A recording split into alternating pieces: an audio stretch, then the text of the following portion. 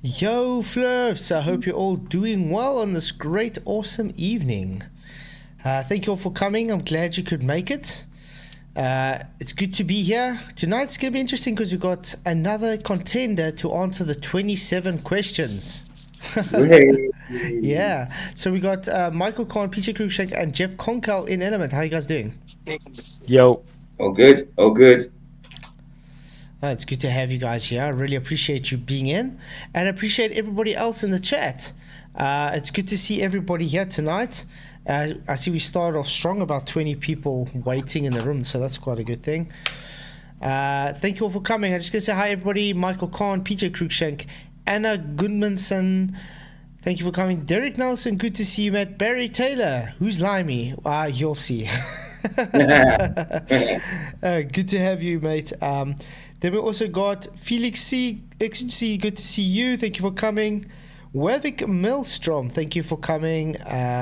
Blind Spot, obviously, just hopped in. Good to see you. How are you doing, mate? Doing good, doing good. Hopefully I don't have too much background noise. No, it's fine. It's good to have you here. Always a pleasure to have you here, mate. Bible U, thank you for coming. If you haven't noticed, that is Level Up. She changed her name, so please do support her. She has an awesome channel with awesome content. Good to have you here. Barry Ross, good to see you. Arwen, hello. Thank you for coming. Jeff Gassett, thank you for coming, mate. Good to see you. Charlie Walsh, yo, mate. Glad you could make it. Coral Apple, hello. Moomin Rider, hello. And obviously Bobby Steels as well. Wow, good. A nice, strong turnout. Yeah. So we got 28.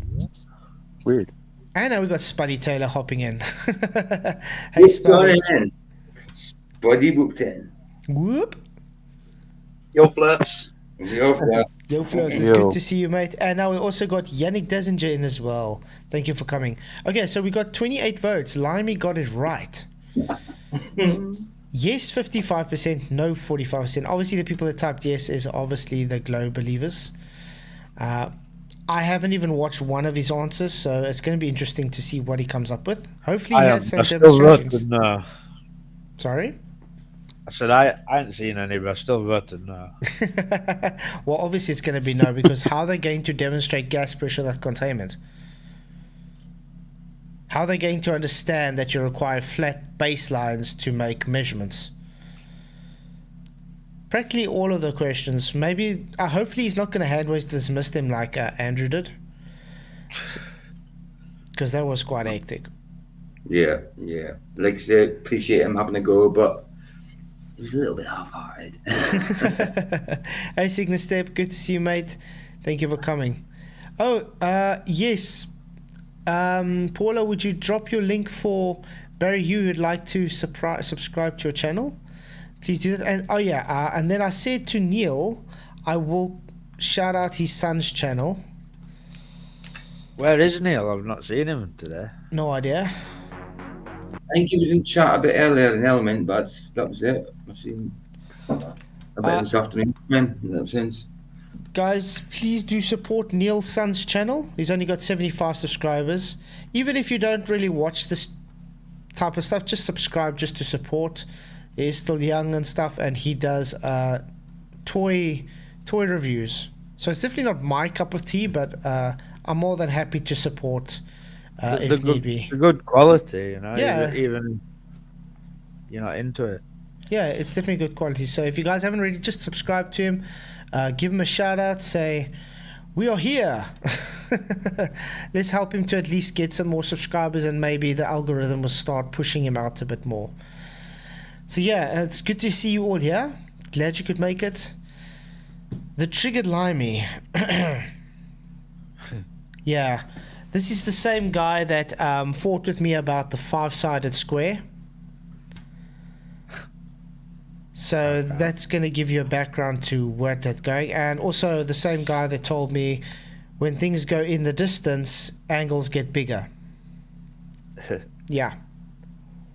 You guys ready to start? Absolutely. I see it was a 2-hour stream though, so we're probably going to have to forward a lot just to get to where he actually answers questions. I was going to say, I bet there's plenty of groundwork before it. So we'll have to go like through and find where he actually started the show, and Let's see where it gets to question 1 and whatever. Around about here, probably. Okay. You ever could, buddy. Realized a lot of times that they What's don't really up, Bob? understand things really well. Chuck Norris. Okay. Arrived. Number 1. Okay, let's see if he's going to start it. Latitude lines. Yeah. Latitude lines. Is he serious? What? It's a good start. Yeah, wow. Latitude lines. You could see his confusion. It's like he doesn't know what latitude lines are. Okay, this is interesting. Has he meant? No, he probably won't. Hi, Fred. Wait a minute. So, like, you know, they're derived by. It started with just dividing the sphere into. Sorry? You don't know, does he? You don't know. Yeah, he's trying to think of how they come about. And he's trying to get as much knowledge as he can about them that might not be there. I think he's trying to avoid Frantically Googling it. Yeah, Avoid the word angle at all costs. yeah, absolutely. Hi, Real Nye. Good to see you, mate. But yeah, that's what I say. He's like starting now. He's trying to say something about dividing. What? To divide the land masses. No, it's not. Breaking up segments of the 360 degrees, isn't it? Rudolph. Nice. What's up? Is that Cygnus? Okay. If not, that's like I'm sure that's the exact same entrance that Cygnus makes.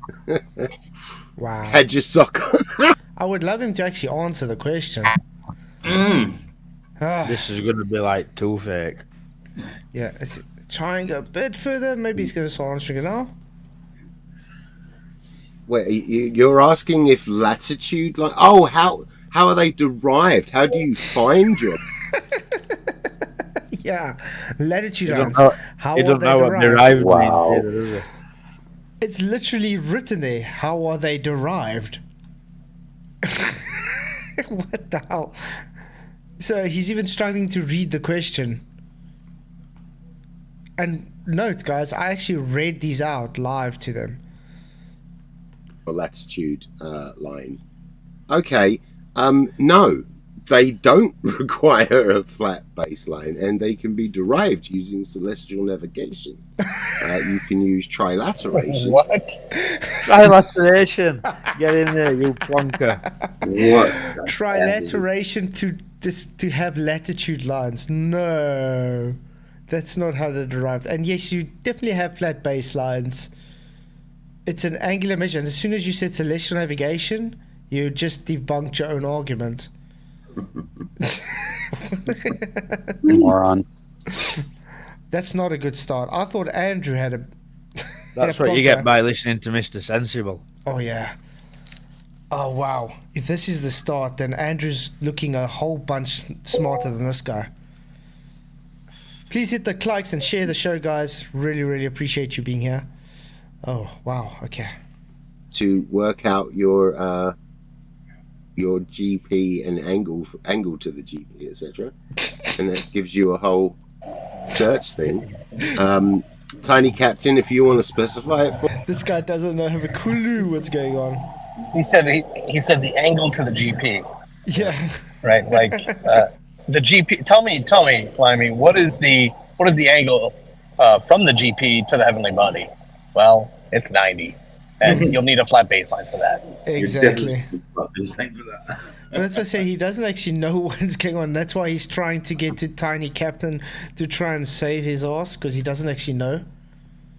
No. He should maybe stop eating his pens. Yeah, Because the plastic, I think, is affecting his brain. Well, yeah, plastic and ink. I mean, he could have just said, "Sorry, I don't understand the question," or I don't know how to answer it or anything. But the mere fact We'll is, just revert to Adams. Yeah. Arwen says he seems to have been pre-programmed with responses. That's about right. for me, please do go ahead. But yeah, no, the second part, no, it doesn't require well, all right. Well, okay. He's trying. You can say He's trying to. You can see the cogs going in his head. He's trying so hard to try and somehow negate the 90 degree. Because he knows you do need it. He knows. it requires a flat baseline, kind of, right? Because it's going from your eye or the sextant to the horizon, and that's creating a tangent that intersects with the surface of the Earth at the horizon. And then obviously dip calculations correct, you know, and all that, correct everything for it. But so, No. yeah, you are creating a flat baseline, a tangent, but it's not in the way that you flat Earth. Measure it. But gravity.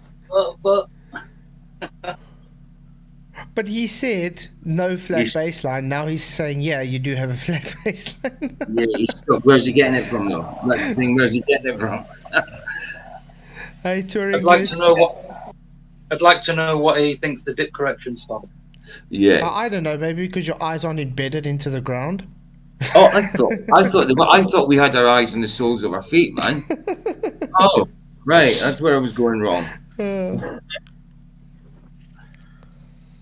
Earthers are trying to pedal all the time, you know, which is that you need the Earth to be flat to get a flat baseline. Yes, you That's do. ridiculous. Because even with a flat Earth, you're not burying yourself in the dirt or jumping into the water so that your eye is at friggin', you know. Yeah, that's why you do dip correction, height of eye correction. That's why you minus your height. Yeah. Let's say you're 2 meters, you minus the 2 meters to get the angular measurement to make it more accurate, because your height of eye is parallel to the horizon. No tangent, mate. Triangulation, triangles, trigonometry, Sokotoa. He's doing the same as McToon, guys. He's actually conceding it's flat, and then hoping no one catches onto it. He's also making the same fallacy problem as McToon. Yes, you can have a curved baseline. Is that what he's trying to claim, just like McToon? So when are we going to see this geometry for curved angle baselines? Because the last time I checked... That would be something I want to know. Yeah, last time I checked, the 90 degree does not have a curved adjacent.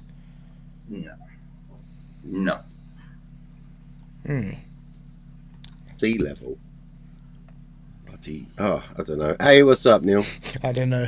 Longitude lines, I think, were from the Greenwich Meridian. Latitude is... Oh, right. Yeah, longitude is based on the sun. Yeah, Greenwich Meridian. Latitude is to Polaris. And the so-called equator. Hey, Fiber Oats, good to see you. Jeff Gass said, hello. This is a good start. Yeah, he's doing well. We're going to have a lot of laughs if it carries on like this. I don't know, I always get them mixed up, I think. What's up, Thurston? What's up, Mr. Andret? Lines of latitude are derived by their distance from the equator, no elevation, no flat baseline. What? That's completely wrong. The equator was derived from the elevation angle to Polaris. Exactly. Just got it backwards. No elevation, no worky. Yeah. Okay, I'm gonna ask you a question. If there's no elevation angles, then how do you get a apparent altitude angular measurement? But if there's no elevation, then you're not doing all. No, exactly. So, but why do you have a height of eye correction if there's no elevation angle? Has he ever thought of that? It defeats the whole purpose. Wow. There you go. So yeah, I can't tell if he's talking about like just how they're derived in general, like how they were originally conceived, Or Yes, that's if what he's we're asking. talking about how do you work them out. Well, that's a good point. Yeah, question one's already two questions. No, it's the same question.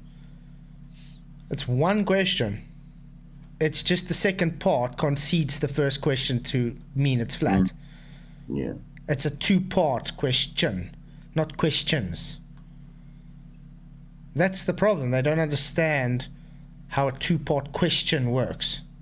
Exactly. You could ask a question like that needs a yes or no, and if yes, show workings. Do you know what I mean? It's That the type of same thing. question. It's just a part A and part B of the same question. Yeah.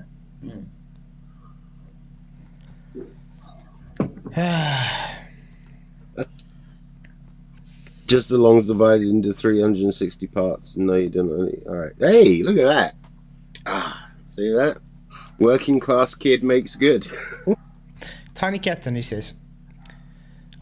You are correct. The lines are just longs divided in 360 parts. And no, you do not need a flat baseline to that. 1 degree is 1 degree drop. So elevation then. He just defeated his own argument as well. Wow. This is how dumb these guys are. I just don't. Yeah. It's hard to fathom. It's hard to fathom how their minds work. Yeah, but he thinks it's Earth dropping, like not.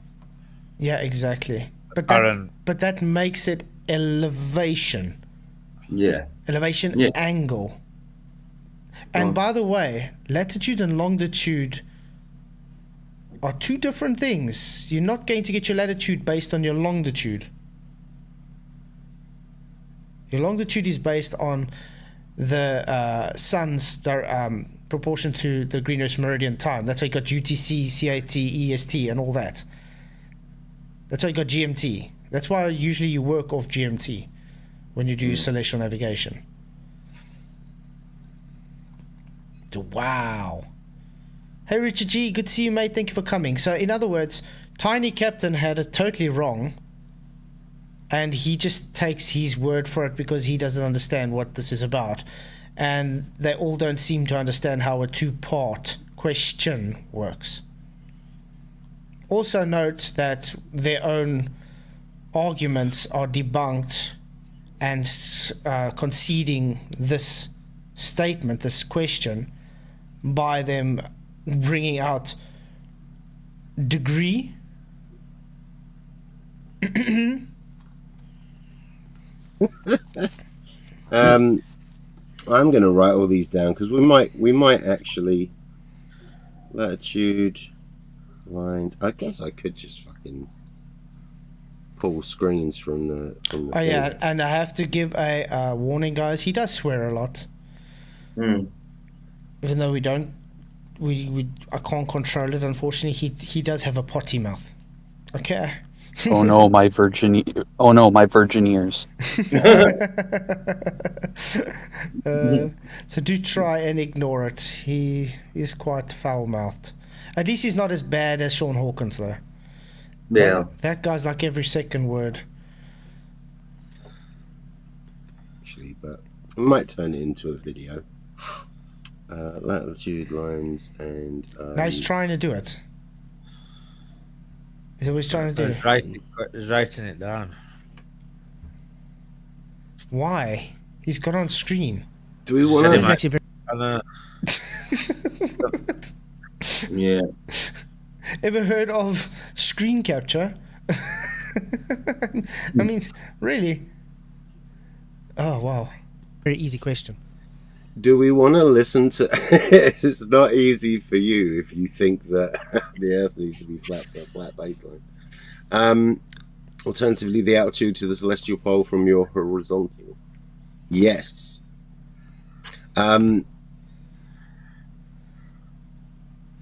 Yeah. Yeah. Well, that's the. It would help if you think and you actually say what you're thinking. I know. I mean, so far he's just said yes, yeah. That means yes, yes. We're supposed to be mind readers now as well. Affirmative, affirmative. But No. what are you affirming? No wonder why his stream is over 2.5 hours long. Well, 2 hours 22 minutes. because he doesn't really have any content in there. The affirmation of triggered Limey. Well, let's just hope he's going to get through it so we can get to question 2. Yeah. He looks What's stumped, it? by the way. He looks very stumped. He does. He keeps And reading it. this is one of the easiest questions on the list. He keeps reading it as though to find the answer in the question. You know what I mean? Oh, wow. I mean, the actually, that's what I said, part 2 of the answer of the question actually answers part 1 already. Yeah. It's very straightforward. That's what I'm saying. He's looking at it. Of distance to the GP is also called, isn't that called like the circle of equal altitude or something? What? What's circle of equal altitude got to do with deriving latitude lines? Circle of equal altitude. Your circle of equal altitude. I think he's. Yeah. It's talking I about. think he's talking about the zenith equatorial plane. Yeah. distance. No, it's talking about zenith distance. I think. Yeah, but I mean, Alright. that's got Well, because nothing. he mentioned earlier about drawing a tangent to the horizon. Well, if your GP is beyond that, what are you going to do, bro? Right. So they use the equatorial plane, right? Hell's angles, right? So I Yeah, think that's what he's an referencing. equatorial plane is a horizontal 90-degree flat baseline, which he says doesn't exist, but does exist. Yeah. Okay. Yeah. All right, where were we? When police officers approach Chuck Norris, they say, "We have the right to remain silent." Latitude is a music festival? Is it? And as Flurfs insist, words can only have Okay. one meaning. You guys said we should try and forward first to see if he Fla- gets another fla- question? I think that question's done in it. Like, Yeah. Yeah, I'm trying to look Flaff, at but he said Flaffs insist that what was it you just said there? Flaffs insist. Words only have one meaning. Yeah, words only have one meaning. That's ridiculous. We don't insist that. No. We say that the definition of words is important, he's- but it's only got one meaning. He's still on number 1, guys. Yeah. Oh, there we Yeah. go. I think he's going to number 2 now. Let's see. So good start then. 40 minutes on one question. Oh, there we go. Okay, let's go back. 40 minutes on one question, guys. Wow. He's doing well. You don't really stand for your side of the argument, do you? If you have to be paid to go on a someone's channel, that's a bit, yeah, I don't know. I don't get that. He's too scared to come in. Hillary blocked Flats, probably. There ain't enough money on earth to have me involved with that. All right, can we go to It's fine. Just question frankly, 2? the guys, because the debate part to debate the. I'm still trying Friday. In order to, just because he became a patron and he paid me to do it, that's why I'll do the debate. Otherwise, I wouldn't have. Yeah, and Leslie Rowe, he's dead quiet after that so-called demolishing he got. He's Aye. not bothering me at all, not even trying. No. He took on more than he could chew, man. Yeah, Definitely. well, he tried to false equivocate solids and gases. He thought did. plasma was a gas as well. He did. Doesn't understand what phases of matter means. Oh, Shadow there on we the go. moon. And while the moon shadow did not, on the demonstration, did not show the same as what we see in actual observation of the real moon. Why, when demonstrated in real life, the shadows on a sphere are not what we observe when looking at the real moon? Well, I would imagine that if you're going by, you know, some of the videos that people have done to try and discredit, you know, the circular shadow of Earth on the moon, showing that it can only be a sphere because it's a curved shadow from all these different angles. That's false. I can take a straight line, a pencil, and I can make a curved shadow on a sphere. Does this guy know that? No, It's not exclusive to a sphere. And this is also begging the question that it is a shadow to begin with.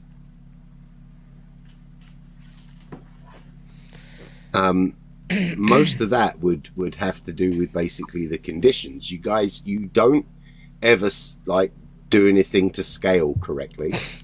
You know, you're not. Why are you talking to us about our scale? This is for you guys. Correct? This is for the globes questions, is it not? What's this got to do with our scale? I think he misunderstands. He thinks that you're doing the demonstrations to show the sphere shadow when I think he's got it backwards and he's answering it backwards. Yeah. Yeah. Wow.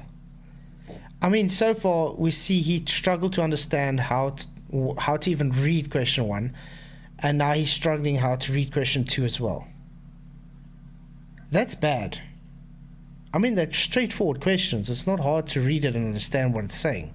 This question comes from when we watched that video at a Barla channel trying to show how it works. Dr. Nos. So, yeah. So I think the problem at scale is their problem. Exactly, it's their problem, exactly. Hey, Stephanie Campbell, thank you for coming. At least Andrew Johnson tried to demonstrate this, but totally misunderstood what we were talking about. But yeah, at least he tried. So that I give ups to Andrew for that.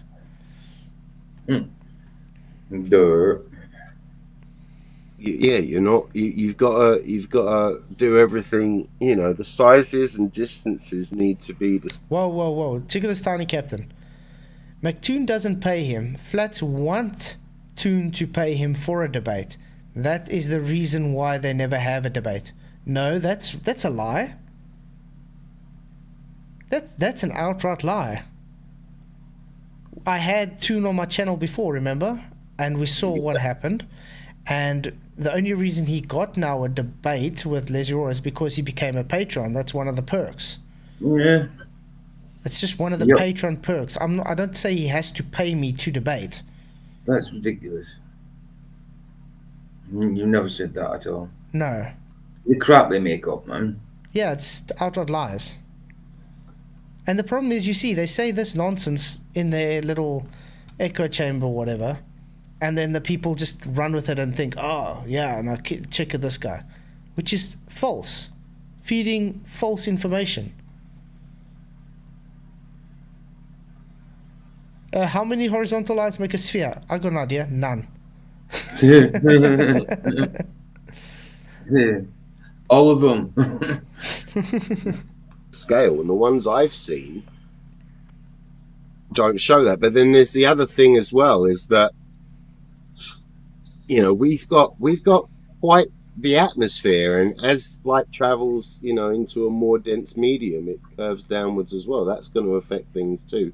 But then, I mean, if you're doing a local little experiment in your garage, I wouldn't have to worry about atmosphere too much then.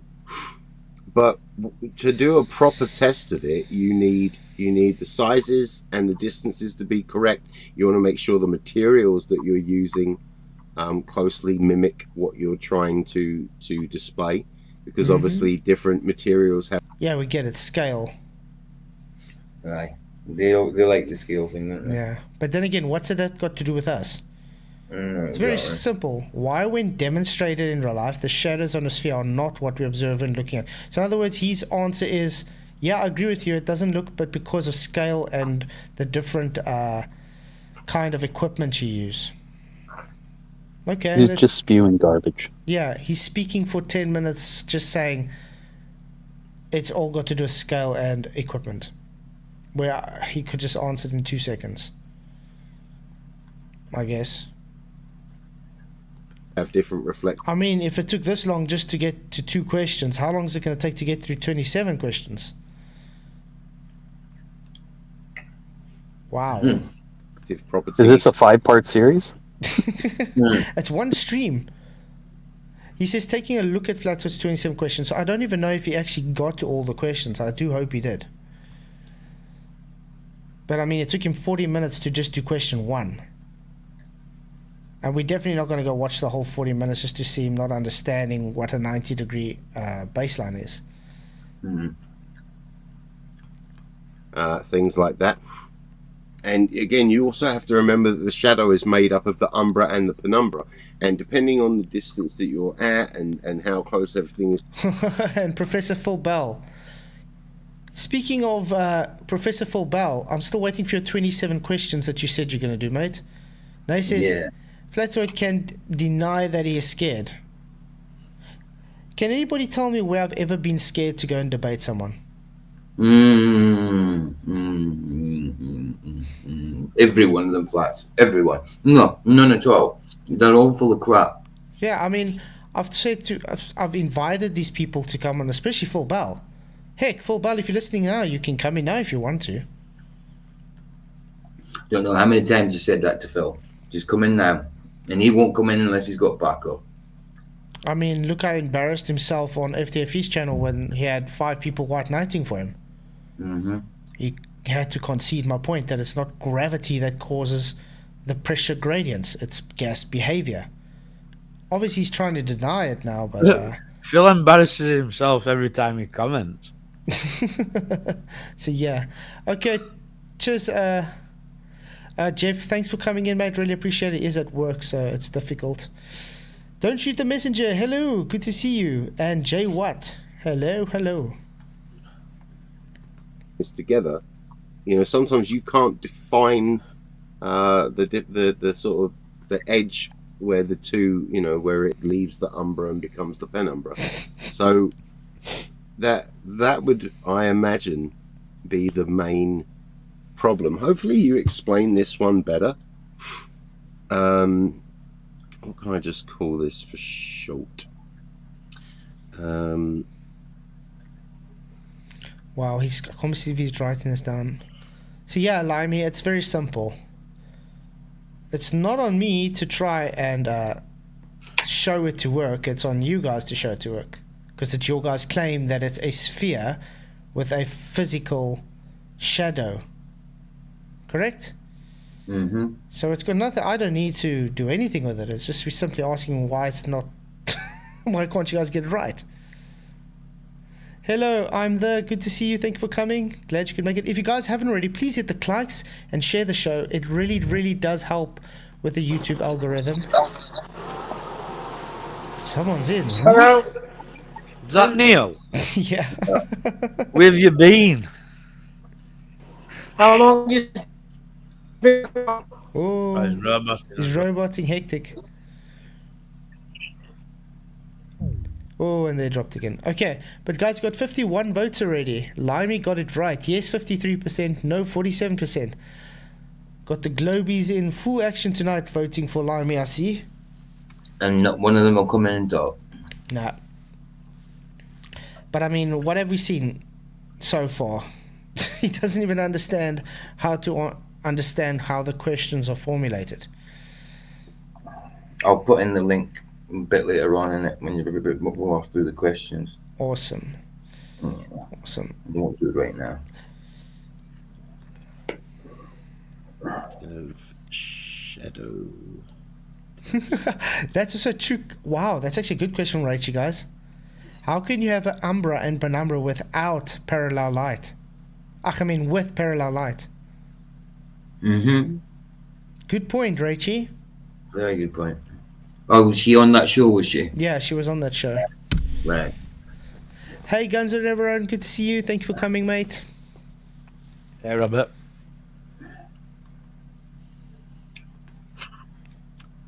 But again, yeah, that's all I can think is that you're talking about these experiments. Demonstrations. Yeah, demonstrations. And that yeah, that's probably it. If the sphere is a perfect 3D model, then that is the first failing in the moon. It's not a perfect sphere. Yeah, that's true. Mm-hmm. Neither's the Earth. Yeah. Nearly parallel light. And there's spheres now. Yeah. So they're kind of backtracking on their denying their own balls. They are, exactly. And if it's not a sphere, then it's a Blake spheroid. Where do you get your R from? Exactly. I mean, to have your radius, you require a sphere, correct? Yeah. Otherwise, you have different radiuses at different points. Exactly. Ooh, wait, I've got to see this. There we go. Oh, yeah. This is what you're saying. Yeah, if it's parallel sunrise, how are you going to have a penumbra and umbra? You can't. Exactly. And they claim parallel sun rays. Even though we definitely debunked parallel. But, yeah.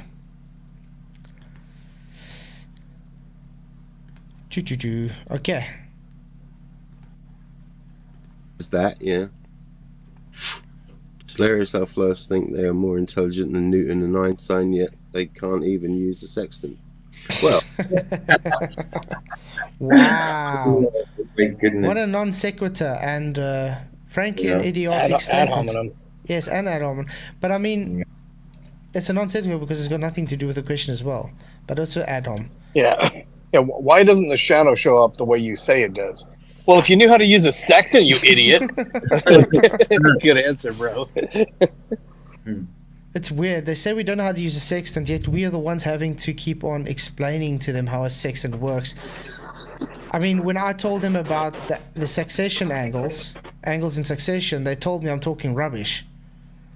That's exactly what the principle is. The sextant works on a principle of succession angles, which require it to be parallel. You know what that means, guys? The first step of using a sextant is to establish a horizontal baseline. Exactly, to the horizon. Right. That's why they use artificial horizons when they can't see it, or a bubble sextant, because horizontal baseline is the whole crux of it. If you don't have your horizontal baseline to have your reference, you don't have an angular reading at all. It's literally a flat earth tool. No, I haven't watched Arwen today, mate. Well, what was Arwen on about? I was at work, working my bum hole off. This whole week has been hectic.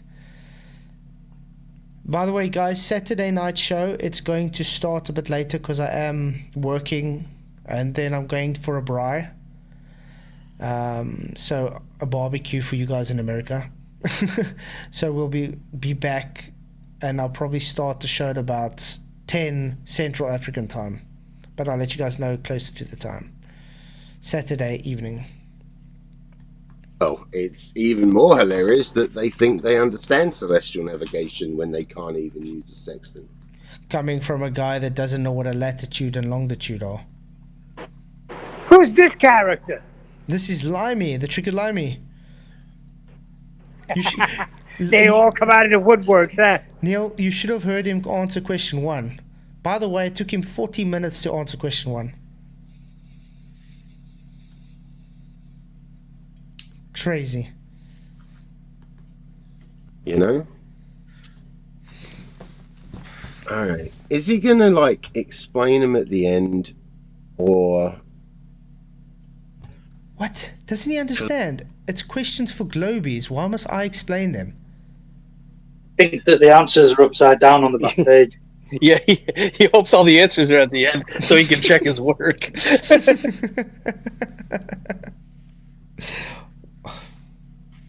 I actually got... Wow. Sean Hawkins, you got a hectic contender here for the title of IQ of a tuna sandwich, mate. Hey, Jado, thank you for coming. Good to see you. I'd like all of the variables. Thinking way too complicated. The video he will show as it different match and eclipse is only... Oh, wait. Wait, what? Different match and eclipse. Look how confused he looks. Well, apparently he is going to show something, so... It was really a stupid guy, though, because he still said, "Oh, you see the shadows? It works," even though it's like. I think it was you that mentioned this to me, wasn't it, Tony Captain? One of them stupid videos. One thing is he relies a lot on Tiny Captain. Tiny Captain's not one of the brightest, sharpest tools in the shed. Let's put it that way. Okay, let's go here. I don't know. Shadows, come on, where's the shadows? Was that me laughing, was it? Yeah.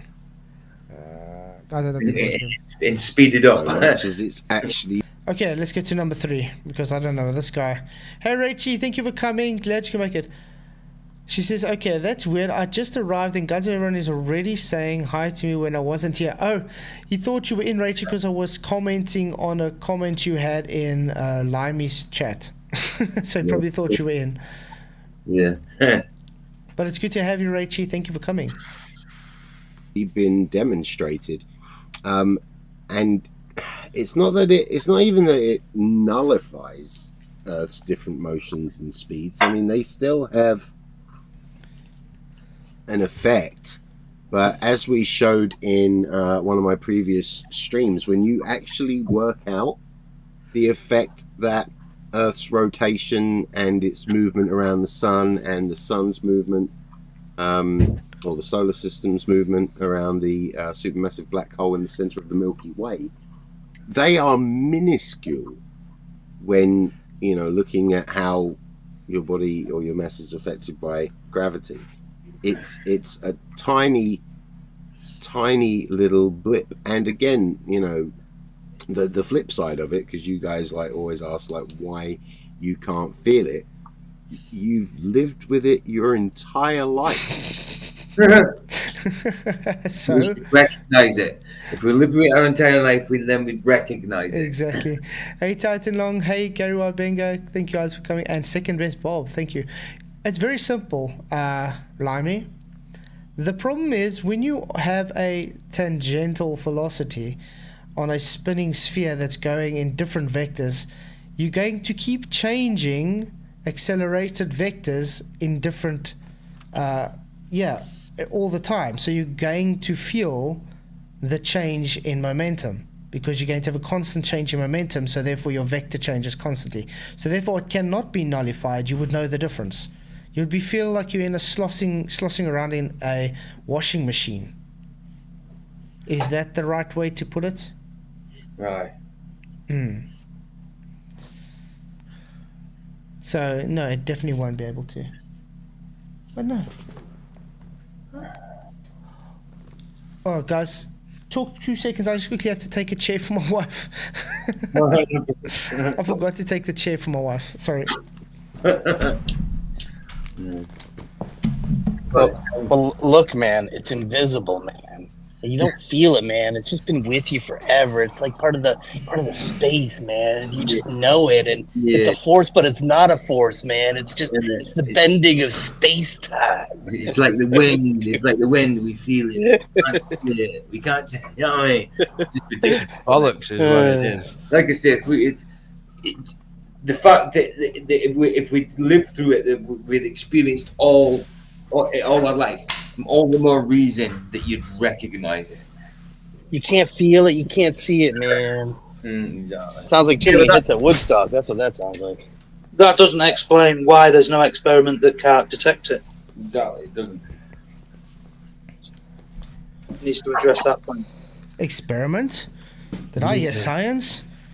Never, not in this chat. Wow. Sorry, he's saying that we can't feel it, but I'm saying, what about experiments to detect it? Yeah.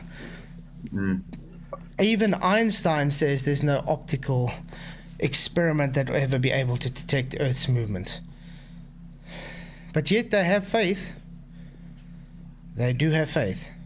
And then you get them saying, oh, but Foucault's pendulum, or Cavendish, and then you say, okay, I've seen the Foucault's pendulum go the opposite way. You guys do know that the Foucault's pendulum requires a force to be attributed to it to make it move. It's all just mechanical. Same with a gyro. It's a mechanical precession. When it comes to Cavendish as well, there's so much variables, and it's simply just torsion based on torque. It's literally them taking something, and because they got a belief on it, they affirm the consequent based on their belief. And that's why we sit where we are today with a globe belief. See, boats go over the so-called horizon, which can be explained on a flat surface, but what are they going to do? No, they told me it's a globe, so therefore it's a globe. They told me it's gravity if something falls, so therefore it's gravity.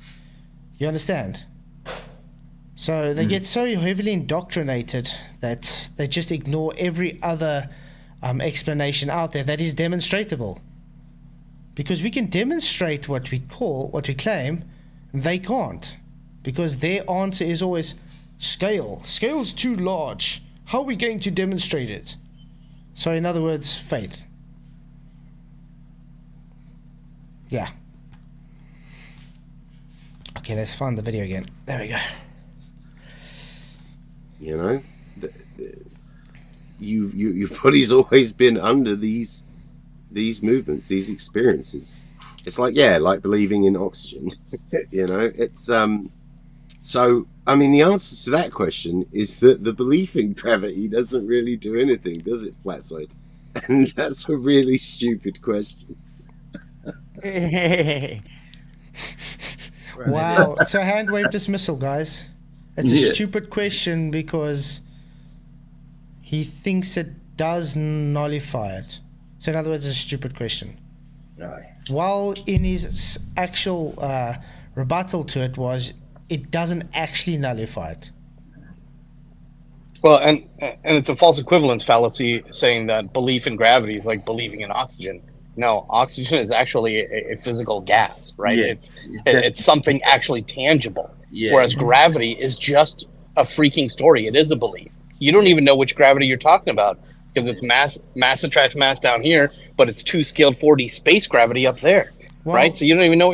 It's insane. Well, the other day they asked Sleeping Warrior, because he asked, okay, what gravity are you talking about? There's more than, there's 3. And I said, actually, there's more than 3. And they asked me for the list, and I gave them, I think, 4 or 5. And they still asked me, no, you don't understand. It's like, I just gave you 4 different versions of gravity for you that's being pushed. And you're telling me that means gravity's real. And they all have different effects with different reasons and different causes. Well, and then there's, they'll say, well, gravity is the force that is, holding the planetary bodies into orbits, etc. Well, George Musser says it's not a force. Brian Cox says it's not a force. DeGrasse Tyson says we don't know what it is. Yeah, so I'm sorry, I don't believe all of your stories. Well, you guys need to write more children's books, right? Well, look at it this way. Like Newtonian gravity, it's a force that attracts mass towards mass, okay? That was the classical Newtonian gravity. Then you got Einstein gravity, that it's not a force. It's only a mathematical construct within the 4th dimension, which is an effect of time and space warping to give the apparent motions of the bodies towards each other. Then you have, which my favorite always been from Eric van der Linde, which is it's an entropic gravity, which it's just a tendency to seek equilibrium, so there's no actual force at all. And then you have quantum gravity, where it exists and doesn't exist at the same instance, so therefore it has to be a plausible calculation. These are all pushed gravity models, and all of them also acquire they don't actually know what gravity is. But yet they claim gravity is real. So which gravity do you guys ascribe to? Because they're all different. It all depends on which story they're telling, doesn't it? Which gravity they need to fill the gap. Exactly. Right. I remember the one when I was a youngster in primary school, the one where everything was magnetized to the core of the earth. Mm-hmm. Hey, Mr. Schooler, good to see you. Thanks for coming. Yeah, that's the thing. When I was also in school, I know gravity was taught to us sort of like magnetic. Yeah. Which is also false, because I was told at school that reason we stuck to it was because it was rotating. Yeah, the centripetal force, I think, because the centripetal force it pulls you in as it goes out, just like a spinning water bottle. It spins outwards and the denser water moves to the center. That's also one way they were teaching us that in school as well. It's nonsense. Yes, it's terrible. Oh my god. How does your belief in relative density disequilibrium and the fact that it has been thoroughly debunked multiple times. What? Thoroughly clue you debunked. into the fact that you're wrong? That's my question for you. What? So that's the answer. What? Okay, I What? got to rewind this. Well, it's a burden reversal fallacy too. That's not the question. Yeah, exactly. And that's a really stupid question. Yeah, but just listen to it. It's not even a coherent question. It's more like a ad hominem kind of attack on the question based on a total red herring straw man. And no, you claiming that RDD's been debunked doesn't mean it's debunked. Your whole gravity, as you put it, is based on RDD. Because when you manipulate the medium, you get the desired effects, just like we see in reality. Wow. What have they done to debunk RDD, by the way, guys? Ooh, nothing? Nothing at all. And they use it, so what are they on Oh. about? Exactly. But just listen to his question quickly. My God. How does your belief in relative density disequilibrium and the fact that it has been thoroughly debunked multiple times not clue you into the fact that you're wrong? That's my question for you. You see, it's not even a nonsensical question. So it's a claim statement. It's not a question. Yeah, there was no question there. It's a claim statement. It's like a cheap shot question. Statement, that's all. Wow. Even see, I think this is the problem as well, is they keep thinking that our position is belief. I mean, it's Hey, Baked Goods, good to see you, mate. Thank you. Yeah, on his video, on his stream, it looked like he took 40 minutes just to get through question 1, by the way. We definitely wouldn't have sat through 40 minutes of watching him not understanding what a latitude line is and how it's derived. it's not really, not in the way that they mean, because belief kind of denotes that more of a faith, really, Well, your science priest, Neil deGrasse Tyson, says he doesn't know what it is. So I maintain you're just believing it. Well, You do have faith. Well, it is just a belief. I mean, look at it this way. Do you guys feel movement of the Earth?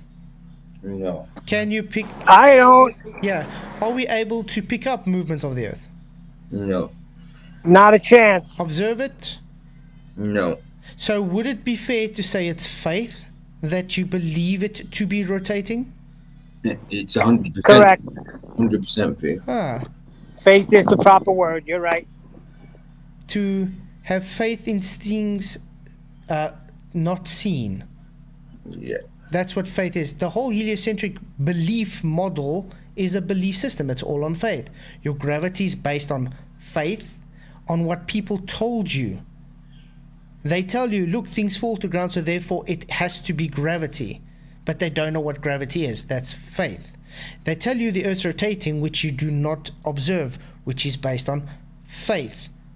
Everything based on the heliocentric model is faith. So yeah, it's belief. It's a cult religion. Because anybody that goes against your cult religion is a moron and, well, stupid. That's called bigotry. Bigotry from a religious sake sense is first sign of a cult. Just go by what the evidence shows us and what can be repeated. What evidence?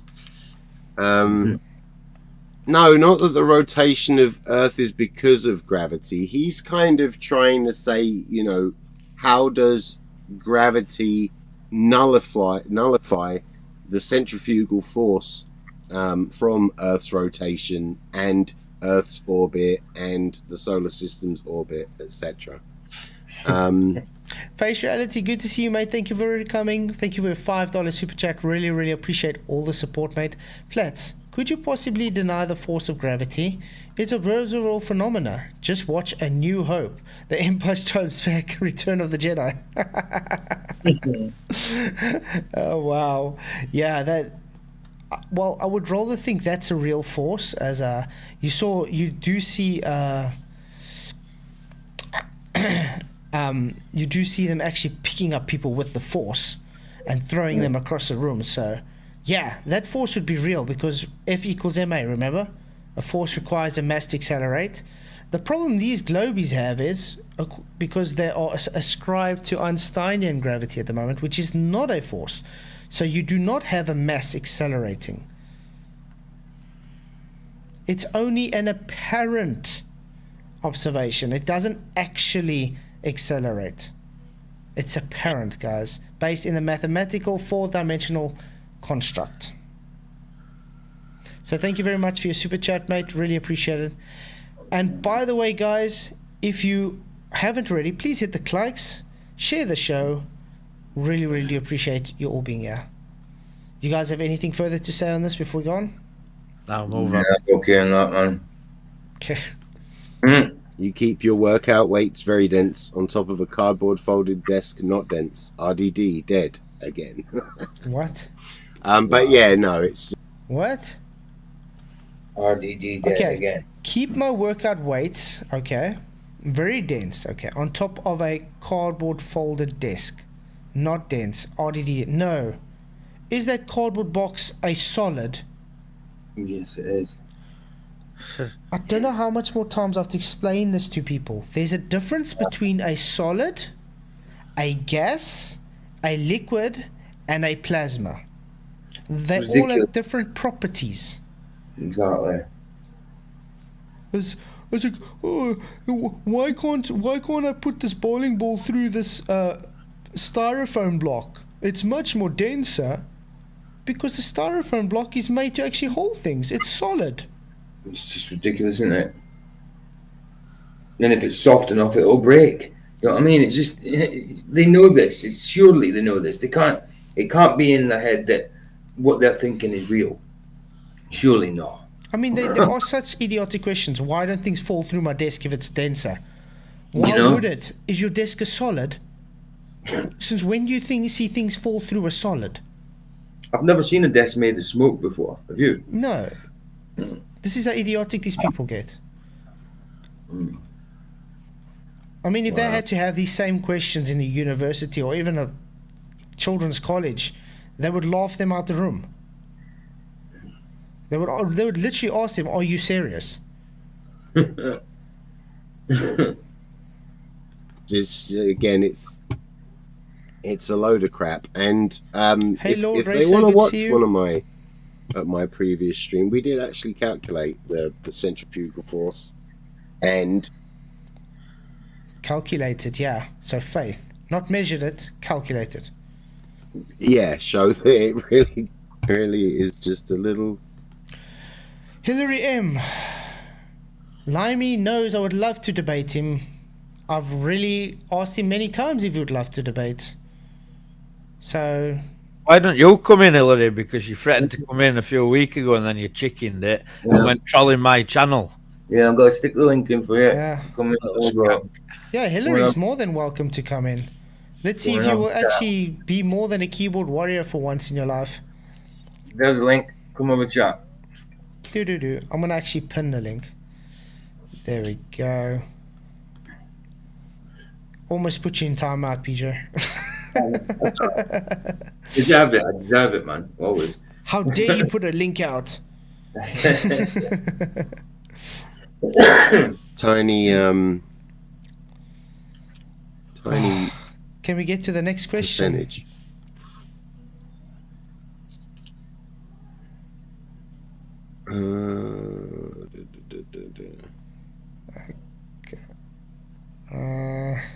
Oh, he shows it in the one where, yeah, I think.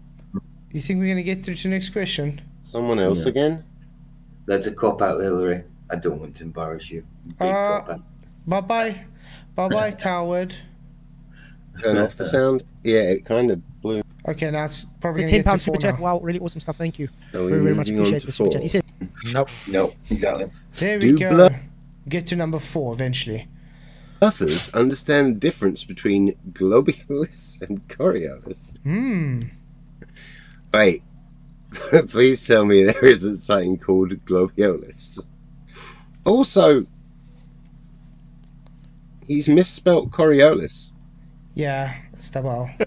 First of all, globies. And by the way, when you're attacking the grammar instead of, the spelling and grammar instead of the argument, that means you don't have an argument. Wow. All you did was put an extra S in. Is that it? Coriolis? Yeah, just an extra S. That's it. Wow. And Barry Tyler, Flats is unembarrassable. You know why I'm an unembarrassable? Because I don't give a shit what the people think. When you become old enough, you don't care about peer pressure, do you? Hillary's gone. I was just about to do it. I was just about to tell you. It's just saying that you keep running. Bye, Hillary. Yeah, I was just about to do that. Hillary's just a troll, guys. So, yeah, bye. Okay. Hillary said, whether it's an he or a she, you were going to come in and school us all, and never come in. And while she didn't come in, she was over on my channel trolling me. But how do you even know it's a she there? Well, I just say she because that's it. But it'll be Toon or Sean or some idiot. Hey, Into the Break, thank you for coming. Good to see you. But yeah, let's see if he actually knows the difference between globiolis and Coriolis. The reason I love asking this question is because if they actually have kept to date with the actual arguments for the last 2-3 years, they would know what globiolis and Coriolis is and the difference. That's why it's asked. The fact that we get people like him that's been in this arena for so many years that don't know what globiolis or Coriolis is shows you they do not actually listen to the arguments presented. They don't even listen. They don't try. Or they're just very dumb. Would you? This is going to be homework for you guys. 'Cause I don't want. Sorry. Second best Bob, thank you very much for your £5 super chat. Really, really appreciate it, mate. You are awesome. You guys are okay, but the earth really isn't flat. Got to walk the dog now. Remember when you're walking that dog, he's not whizzing away from you 1,000 miles an hour. I was going to say, ask your dog, he knows. Yeah, and you're probably walking on a level kind of park. Like that. But thank you very much for the super chat. Really appreciate the support, Second Best Bob. Hope to see you again sometime. Thank you for coming and enjoy walking the dog. Yeah, Rachie, exactly. When you grow old, you just don't care what people care. I mean, I'm married already. I got my wife and my children and stuff. I got you awesome subscribers. Why do I have to worry what a troll on the internet thinks of me? You're done. It's pathetic, isn't it? I want to explain it. I want to see if you guys actually know the difference. Let's just would any of you make a video or a response, or even coming on now, and explaining to us the difference between globiolis and Coriolis? Or am I actually? Because again, I don't know everything. You know, He's gonna Google it. And have you guys seen the definition for globiolis? Be prepared to laugh. Be prepared to laugh, guys. I'm learning from scratch. Wait, what does he call it? Because that just doesn't seem right. You know? There's an actual definition for globiolis, by the way, guys. Just not the globiolis we're talking about, but look it up anyway. Oh, it's Urban Dictionary. An observed intellectual deficiency, most commonly found in simple individuals that cannot grasp the intricacies of science and reality. It's Arthur's. No. Stop rejecting, dude. This is the epitome of these anti-flat earthers. That definition. But he doesn't understand when we talk about globiolis, it means lockstep. It's the atmosphere in lockstep. They don't get it. Flatzoid, keep him in the dark with that. Let's not even let him know. But that's the thing. That's the thing. They're supposed to know this by now, Neil. How much have we spoken about this on even FED for the last, 2-3 years?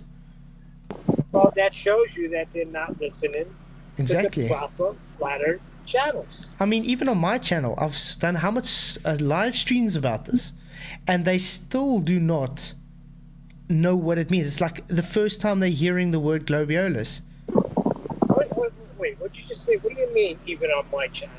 You're one of the proper Flat Earth channels. Yeah, but I say I've even done live streams about this. And these guys apparently listen to us, but they don't know what globiolis is. It's like, what? It's just, wow. But yeah, the definition of globiolis outright is the epitome of a anti-flat earther, a bluffer. A bigot. Oh my god. Look at that. It is flat earthers. I honestly didn't think that was going to be a word. It's Urban Dictionary, so maybe it was made up by someone on our side. Hey, Cynthia. Oh, okay. But let's see if he's actually going to answer it, though. Because we know the difference. We just want to see if you know. Thank you very much, PJ, for your £5 super chat, mate. You rock. This projection is strong in Limey. Yes, exactly. Thank you very, very much, PJ. I really appreciate you, man. No problem. You are awesome. I second that. Mm-hmm. PJ is ace. Thanks, mate. So, are you guys going to do with me and say he's just going to handwave dismiss this question like Andrew? Yeah, pretty much. Know that. Do you? Yes. You might have known. You might know the difference because you Googled it, like I just did.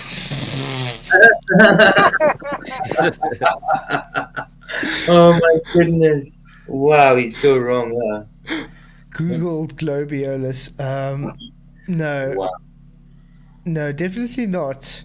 We know the difference because we've actually spoken about it. We try and explain it to you because you guys don't understand the difference. Wow. But I doubt you can see through the massive fog of your arrogance that it matches you lot perfectly. This is how dumb the guy is. He doesn't get, when we're talking about globiolis, we're talking about them not understanding they are taking Coriolis and not making it Coriolis. That's what globiolis is about. The Urban Dictionary Coriolis definition, while it's brilliant, is not what we're talking about. It's a category error. Hold on a second. Wait, one more. Back up. You said definition of Coriolis is good? No, globiolis. The Urban Dictionary. Okay. I said it's to the T. It explains a anti-flat earther. But him not understanding, we're not talking about the definition of globiolis. We're talking specifically about a category in the difference between Coriolis and globiolis.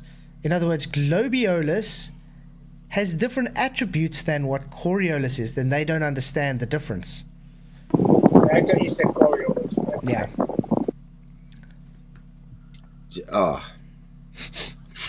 The difference. If the flat Earth was spinning, it would be a sideways force, not upwards. That's true. Yeah, but they don't think it spins, do they? They don't go with spins. They think everything else is spinning above us. Although that depends who you talk to these days, by the way. Well, yeah.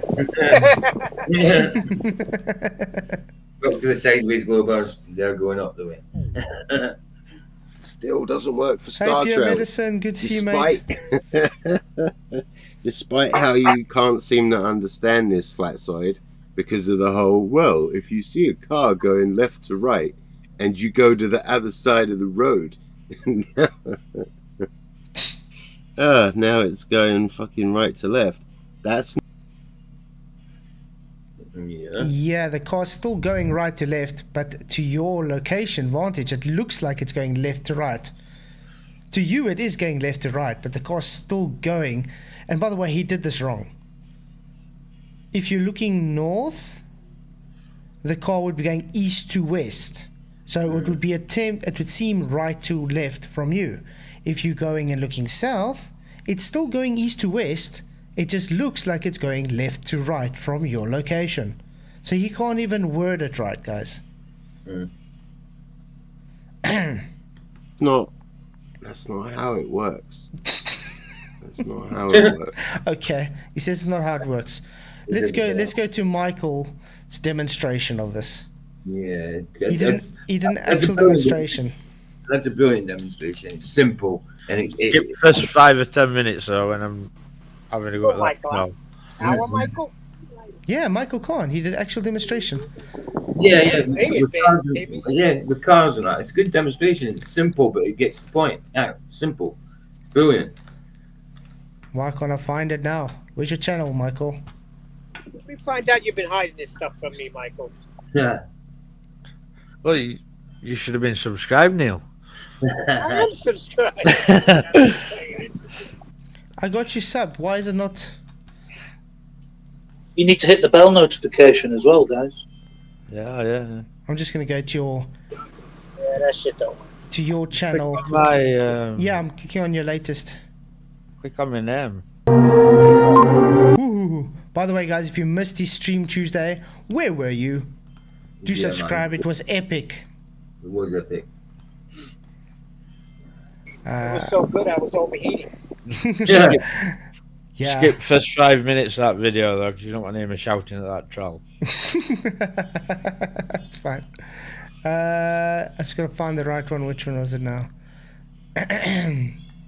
Where's Paul when you need him? You could have had that right out. Yeah, Paul is like mega ace.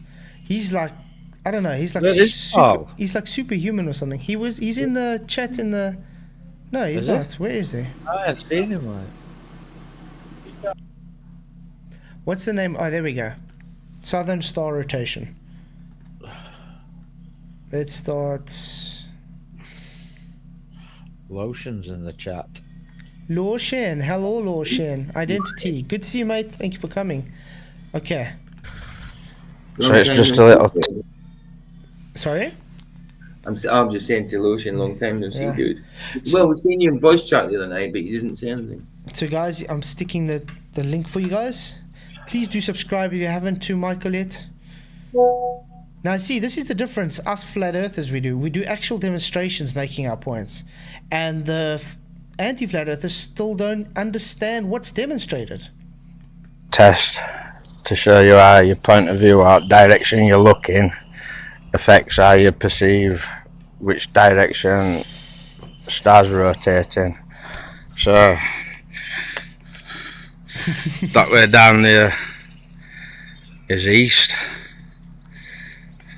and that way down there is west. Now, when a car comes from east, that's going to be as star trails. That direction's north. Pay attention now, Globies. So now all we need to do is wait for a car. Right, so here's some cars or stars approaching from east. To west. Remember, guys, east to west. And as you'll see, they'll approach from my right to my left. Heading west. Right, so now let's cross over road Blah, blah, blah. Blah, blah, blah, blah. and turn round. And now we're looking South. south. That's east, same direction. That's west, same direction. Now let's wait for a car. So here comes a car from east, To west. going past me. Left to right. Uh-oh. And that's what's happening when you're viewing star trails in Quite simple, straightforward, eh, guys? Yeah, but the cars are going the wrong way. They swapped direction. But I mean, this is how nonsensical it is that we have to explain simple things like this to the anti-flat earthers. This is why I was trying to explain with the moon thing the other day, where I had the arrow on that cup. I just changed my orientation, and it changed the orientation of the so-called moon. It's not because it's a sphere, it's because of your location, just like Michael just showed with the road. And people like Limey just don't get these things. They don't want to. Mm-hmm.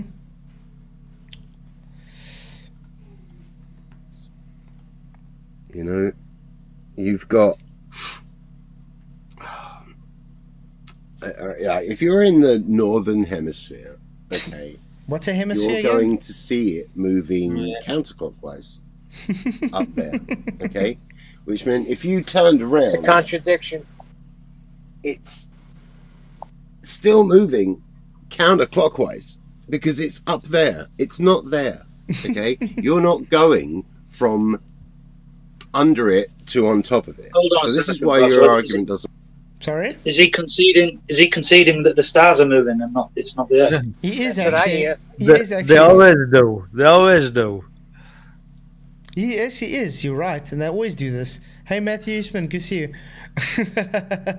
That's actually true because they always talk about the stars moving. And you say, okay, so it's the stars moving. They say, no. But you just said, So no Coriolis then. no. But I love how he's saying, yeah, they're just still moving in the same way. Hey, Brittany Bandman, thank you for coming. doesn't work. Also, when you go to the equator, it's going straight over. So that's not going to work for you either, is it, really? And again, if you're in But all the way, anyway, guys, this is an obfuscation. It's a straw man as well, and it's an actual red herring. Because what's the question? Do bluffers understand the difference between globiolis and Coriolis? Now he's trying to talk about star trails. Oh, yeah. the southern hemisphere and you're at the southern tips of, you know, Africa, America, Australia, etc., you're looking towards said ice wall and still seeing the exact same constellations. You know? Oh. Go to the southern hemisphere, test it out. What's a hemisphere, guys? Would that be begging a question on a globe? Absolutely. Yeah. Where are you, Flatzoid? Means half a sphere, doesn't it? Hemis means half, doesn't it? Well, I Flatzoid, where live are in you? I live in the northern part of South Africa. Are you in their wordage? Are you in Southern Hemisphere? In their words, yes. Well, it's just said, good at Southern Hemisphere and take a look for yourself. Oh, that's easy. Just put it back. I live Put in it the back. I live in the bush. It's very easy to see the stars. Not a lot of light pollution at all. Does he know where you live, though? Oh yeah, he does. I think once he said I live in Australia. To be honest, I'm not sure. They can't Hey, make up their Flatzoid. mind. Yeah. I bet if you look up tonight, the stars are going east to west. No. They're going in opposite directions, Neil. Didn't you know that? Stars rotate in different directions. Hey, Emerald Ball, thank you for coming.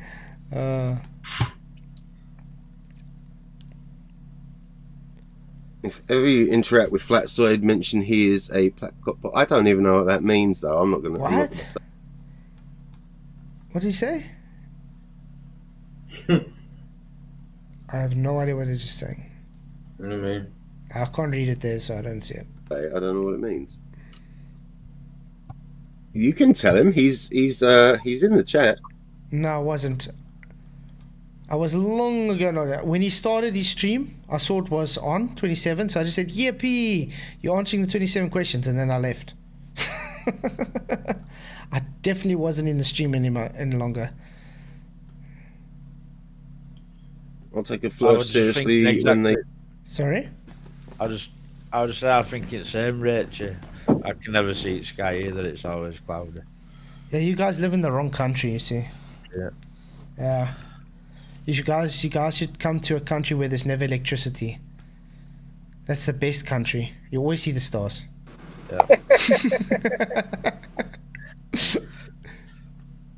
They can write a device driver for a MEMS accelerometer that works with Flurf maths.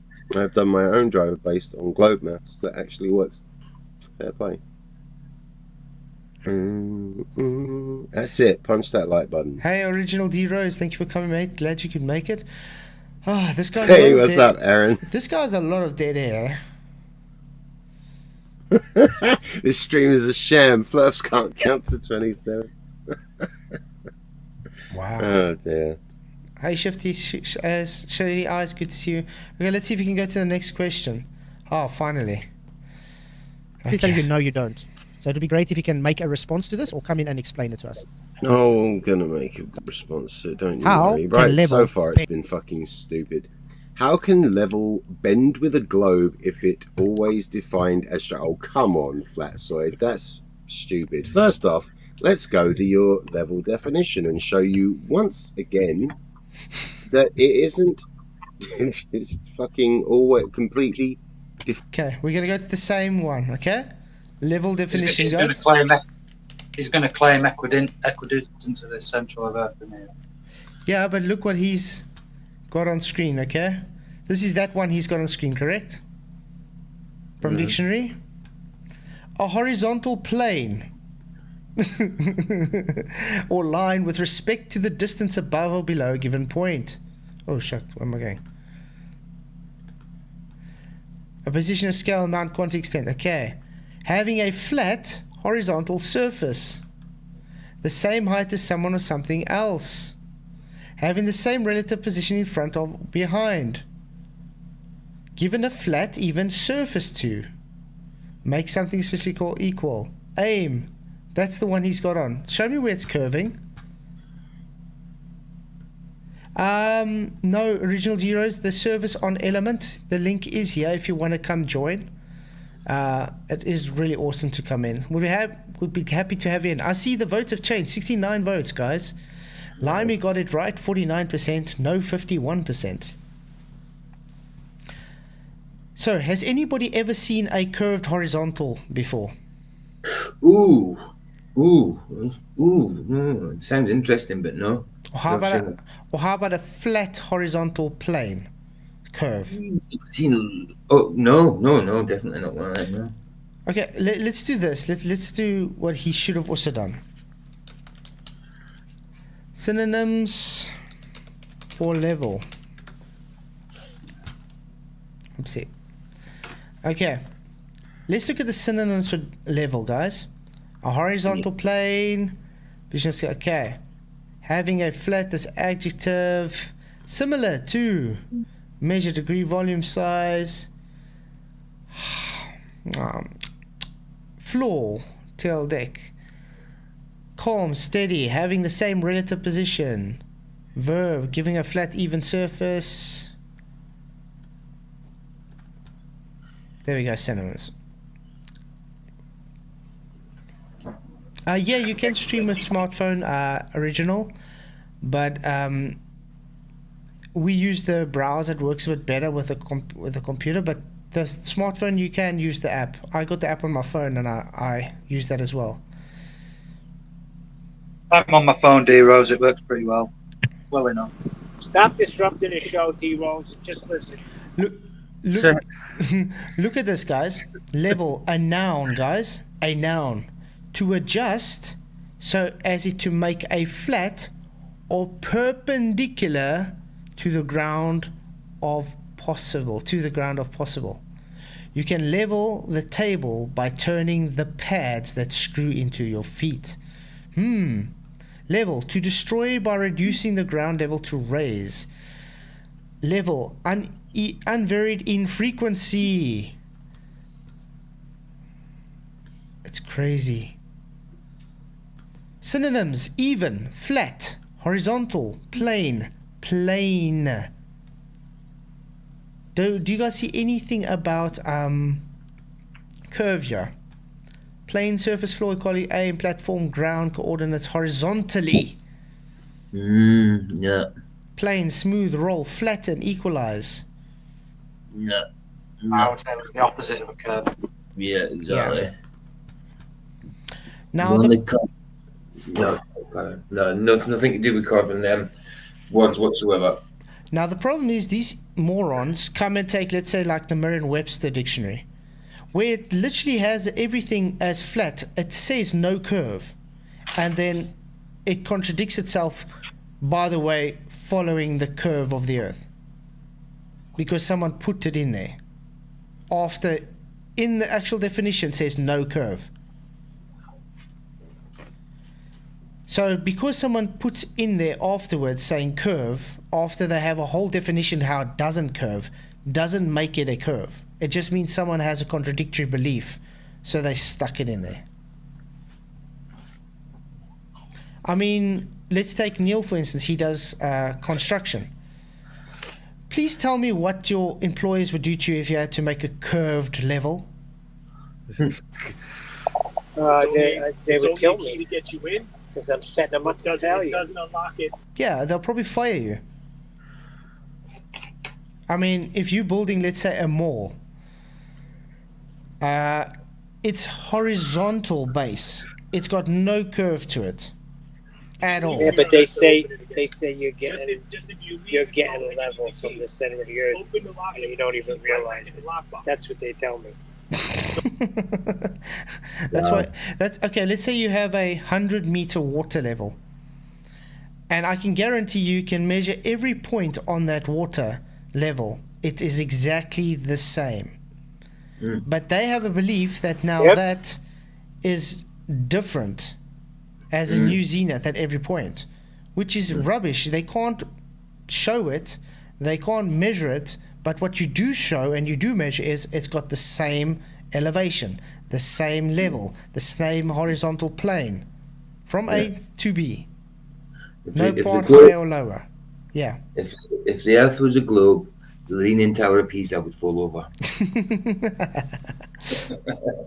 No, well, it's got so much things to contend with. A rotating Earth, a tilting away Earth. Yeah. I mean, it's moving in all different directions constantly. It's already leaning. With that curve, it can lean more. Find as straight. Words can have multiple fucking meanings, okay? Try and, get it in there. So, let's see here.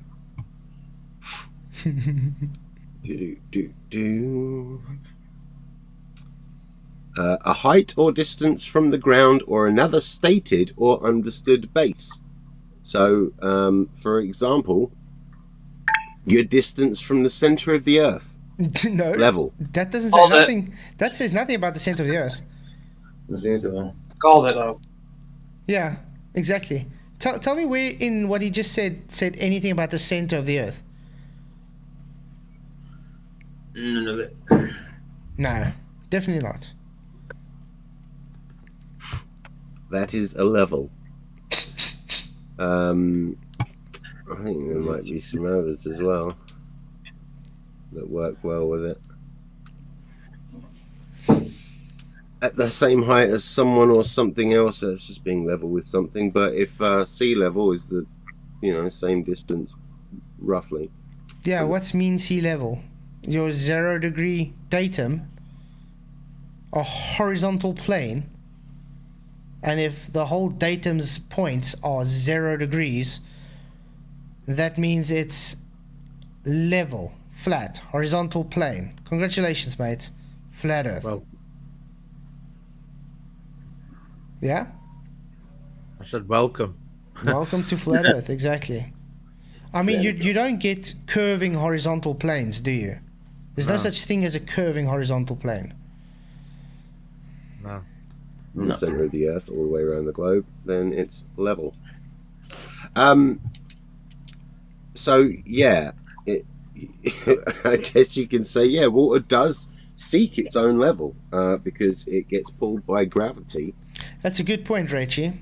Conforming to the curvature liquids of parts, that's what they want to push, of the Earth's surface, even though that isn't equidistant from the center. Yeah, because they live on a geoid. And like you said, they have centrifugal forces and they have different tides. So it's never the same. It's a whole contradiction in terms. Yeah, into the break, he just said level is curved. Crazy. And it conforms to the curve of the Earth now on a very doesn't. small local scale. You're not going to be able to tell that it's curving because, again, Earth big. So, Earth not big. Earth not big. Not big. When are they get this comes back to that meme when they say Earth too big to see curve or Earth small to see ships go over curve. Correct? Yeah. Look at what the Lake Pontchartrain, what they present you as Earth curve like. Well, if that's Earth curve, then Earth's about a mile in circumference. Yeah, exactly. It's ridiculous. Well, let's do it this way. They just swap and change to whatever suits for argument, like. Of course. I wanna. Okay. I got a little spirit level here. Okay, obviously it's green, so it's kind of. But anyway, you see that little bubble? If it's not level, it's not going to sit. It has. When it's level, it sits in the middle. Okay? You know what that means? That means from this point till this point is the same level. It's perpendicular. It's parallel. It's perpendicular to vertical. It's parallel to the horizontal. Let me put it back on my TV. Because my TV is level. What is that spirit level Flatzoid? How are you going to build a wall with that little thing? It was getting caught. It was getting caught by the green screen for a bit. Borrowed it off borrowers. Yeah. No, Waves in it. it's just I'm a giant. That's all. Okay. Because it's green, you can only see the waves. Rachie, but that's gravity. But you understand, on the one point, let's say from point A to point B on that spirit level, you can take a long one. It means it's level from point A to point B on a spirit level. That means no curve whatsoever. The problem with a globe is every single millimeter is a different level. It's a different horizontal plane. So therefore, point A to point B on a spirit level would not have the same plane. But yet, when you do a horizontal basement, it's the same measurement. Thanks, Mr. McToon, for when he spoke to Jaren, talking about flat baselines for over 1 kilometer long. Yeah. They don't understand. They literally concede it's flat, guys. Yeah.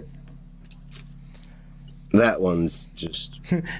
And original Dave McQuegan. Triangles McKeegan. Also, hell's angles, guys. Ridiculous if it's defined as straight. Come on, Flatzoid. I was going to say I thought better of you, but no. So it's hand wave dismissal and showing you try and change what the dictionary says. Congratulations. Yeah, he's not doing anything worth anything. He only showed one definition and hand waved the rest. Rachie, people have made mile-long levels. It's called a water level. When they do, let's say, for instance, malls or long bridges or even railways, sometimes, and they have to make that level, they level it out by filling with water to make sure it's level. So they go and they measure the level. Or how about canals, guys? Yeah. The canals show Panama Canal. the Panama canals, exactly. It shows water is level, horizontal, straight through from point A to point B. But the thing is, the globers have such a belief that it has to curve, they ignore actual measured observation. Mm-hmm. No, I didn't. So, yeah. Level definition. Can't understand words. Congratulations, Flatzoid. Wow. Brilliant. Yeah. I mean, in the definition, it literally says straight. Horizontal. You don't have a straight curved line, do you? No. It's synonymous with each other, straight and level, mate. That's really terrible. God, I can't fucking make that out very well. I mean, is this the best this guy's got? 6. Yes. Yes, this is the one I've been waiting for. Let's see if he's actually going to understand what's written here. Mm-hmm. If we're citing the dictionaries, how about world, earth, planet, etc.? Earth is just dirt, mate. That's what earth means. Dirt, ground. Because it says world doesn't mean it's a sphere. Good call. Good call. How can you guess? And by the way, that's not what we were definition of word we were talking about. Were we not? We were talking about level or earth. Level. Oh, it's going to say your gas pressure, and it exists without a container, even though no one has ever been able to demonstrate this violation of natural law. First off, you're trying to demonstrate it within Earth's atmosphere, and actually, you can show how gases can stay inside a container once you take the lid off. You know, it just depends on the type of gas you're using. You want a What? What the heck is he talking What? about? Speaking of that, I have an awesome email that I want to share with you guys from Tinchin. Look what he said to me, guys. Hi Flats, I was playing around with Google Bard, asking for a demo of pressure without a container. Every answer had a container in it. And when called out, Bard agreed and gave another example, again with a container. This repeated 5 times at least. So I asked, a can is a container. How about a demo of a vacuum without a container? This is Bard answering. You are correct. A can is a container. There is no way to demonstrate a vacuum without a container. A vacuum is a region of space where there is no matter or energy. This means that there are no atoms or molecules in a vacuum and there is no air pressure. If you were to try to create a vacuum without a container, the air pressure from the surrounding environment would quickly fill the void. This would prevent you from creating a true vacuum. Word for word, pretty much what we say. Exactly. The closest you could come to demonstrating a vacuum without a container would be to create a very low pressure environment. This could be done by using a vacuum pump to remove some of the air from a container. Wow. However, in this case, there would still be some air molecules present, so it would not be a true vacuum. Thank you very much, Tinchin, for that email. Brilliant. Buckets of gas, Jeff, exactly. Thank you, Sean Hawkins, for your buckets of gas. Yeah. Oh, wow. I hope you guys are enjoying the show. If you are, please just hit the chat, the likes, and share the show. It does help to get it to a wider audience. You guys rock, by the way. I appreciate all the support. But let's see if he's going to actually... We do rock. Yeah, obviously. You are ace.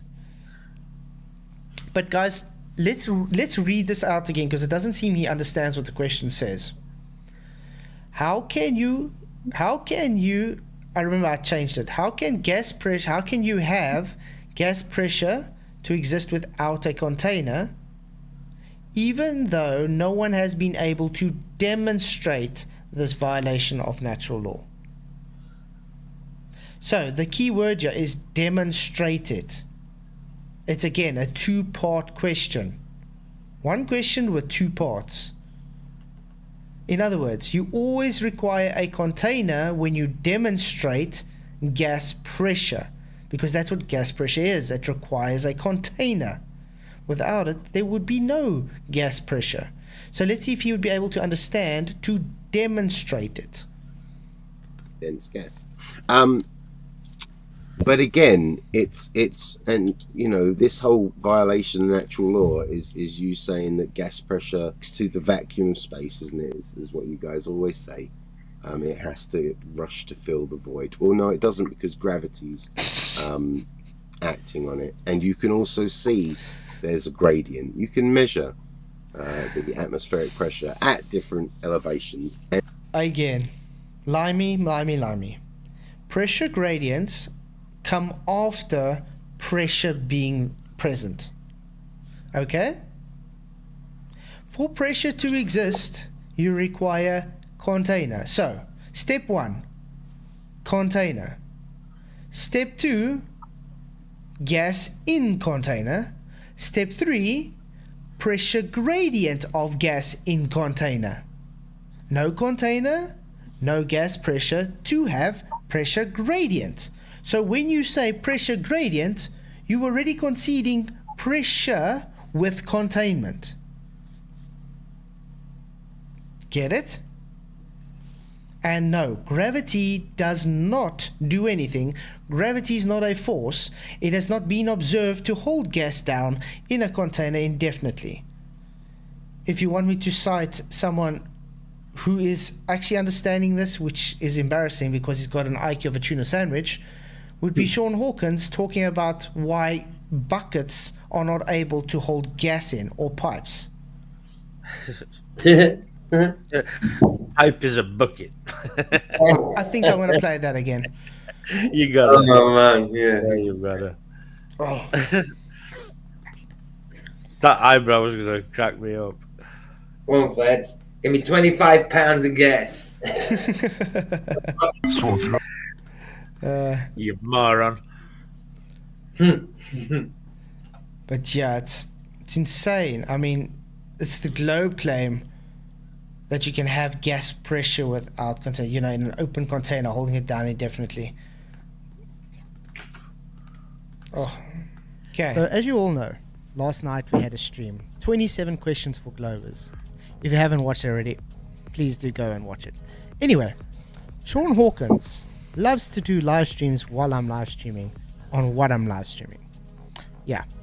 Anyway, I just had to share this because he literally went out of his way and debunked the globe's claim that gravity is container. Yeah, literally debunked it without even realizing it. Sit back and enjoy the comedy gold. Space is real, their dome isn't, and their argument is done. Now, unfortunately for them, it's actually pretty easy to disprove that nonsense, and we've done it. The first part of this demonstration was done a few weeks ago in the shop and included in another video, and I'll put a link for that in the comments. But now I've taken it outside where I can demonstrate a much higher gas pressure with a taller pipe. Pipe. There we go. He's just debunked himself again. What's a pipe? Pipe is not a pressurized gas vessel. Not a pressurized, not a gas container. Pipe is a bucket. Let's rewind that again. Pipe is not a pressurized gas vessel. Not a pressurized, not a gas container. Pipe is a bucket. Does a pipe contain things? Yeah, it does. Yeah. But it's not a pressurized gas container. You dipshit. It's crazy. Says a dipshit. Yes, I mean, remember, Limey just said, yeah, you can take a container bucket and you can put gas in there and it'll stay in there indefinitely. But Sean Hawkins saying you can't. Which one? And by the way, both of you are talking about containers. And let's rewind it once again. Yeah, it does. Yeah. But it's not a pressurized gas container. You dipshit. Oh, you dipshit, friend. What up? I did it. So, a container full. Yeah, go buy 45 pounds of propane in a bucket. Do that, Flatzoid. Go bring me 45 pounds of propane in a bucket, in a 5-gallon bucket. Do that. Because you know how big a 45-pound gas container is? Or 25 pounds. 25-pound gas container. Don't Do trucks that, drive Flatzoid. around propane? That's a Yeah, and are they usually closed containers though? Yeah, It's yeah. not weighed in pounds. They're called tanks, not buckets. Yeah, and what happens when they have a leak? Don't smoke around them. Yeah, this is oh, I love this concession from him, because he understands that gravity is not holding their gas down, so he's asking me now to bring him gas in a bucket. Gas is not weighed in pounds. That's it. Yeah, pounds per square inch though, PSI. Yeah, they don't use pounds. Why don't you ask him? Wait, hold on. It's weighed in SPG. SPWG. specific weight of gravity, but that's just a word they use. We see just Bulls in and Original Zeros. Good to see you guys. Likewise. What's up, man? The high pressure is going to move to the low pressure if there's a leak. Exactly. He's reversed the burden of proof here. Mm-hmm. Exactly. He's a moron, this guy. Look at him. But yeah, that was epic when he said that, though. So it's so difficult for them to understand. You require the container to have your gas pressure, and when you do have the container and you have the gas pressure in, it will move to the separate system, because gravity does not hold it down. Gravity is not going to be your container. It cannot negate containment.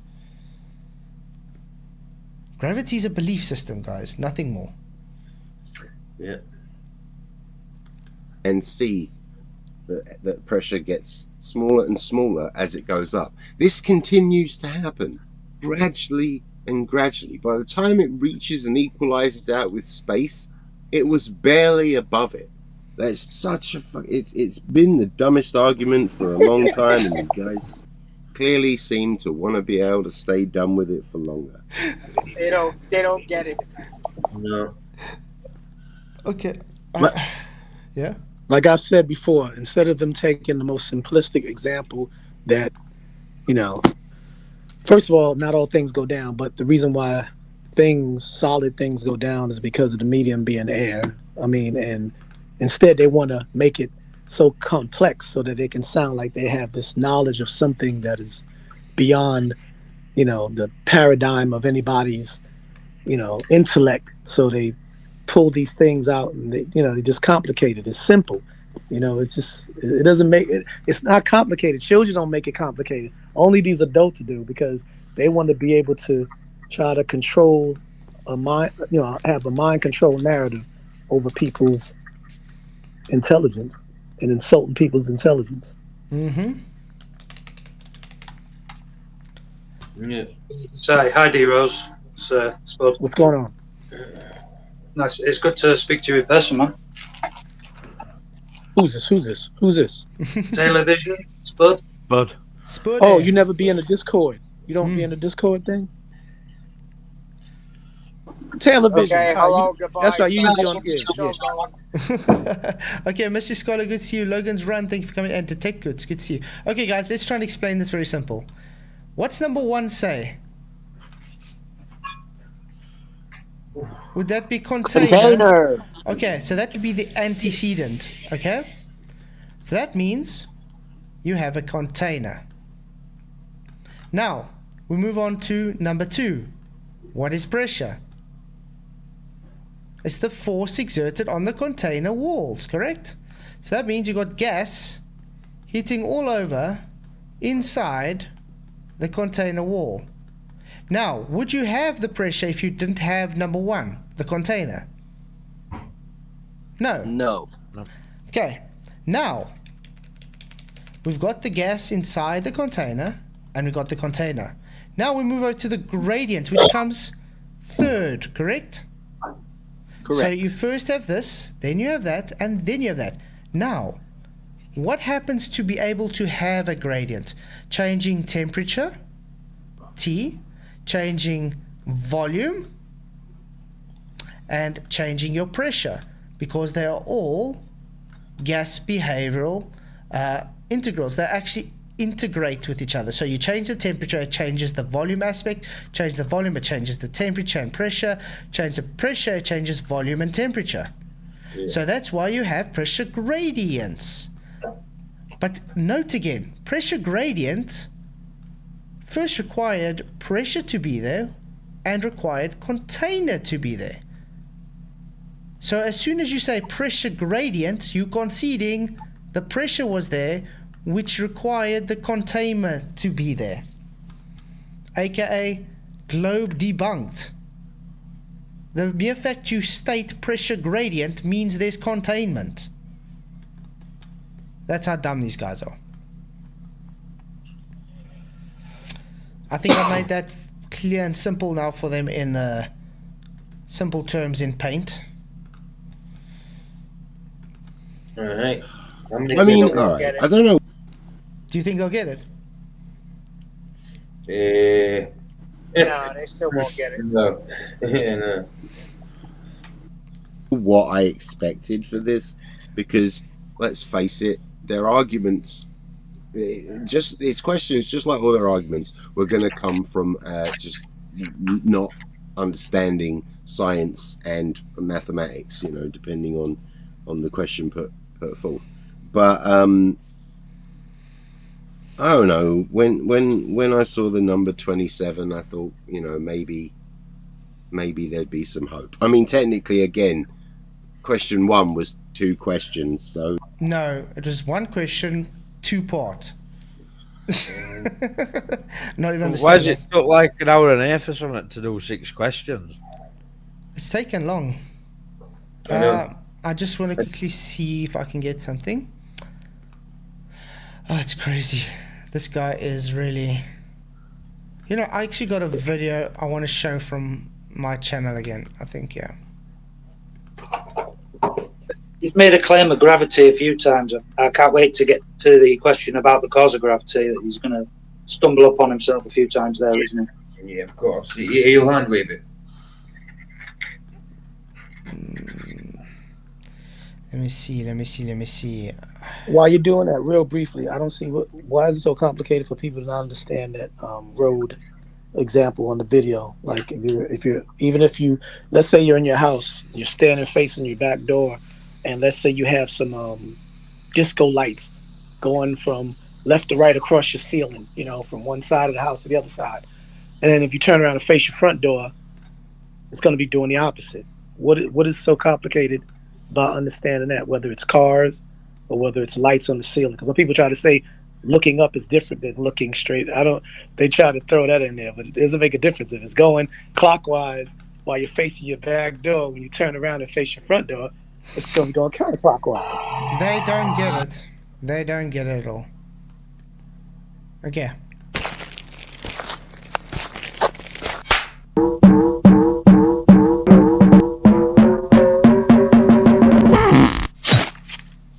So let's begin.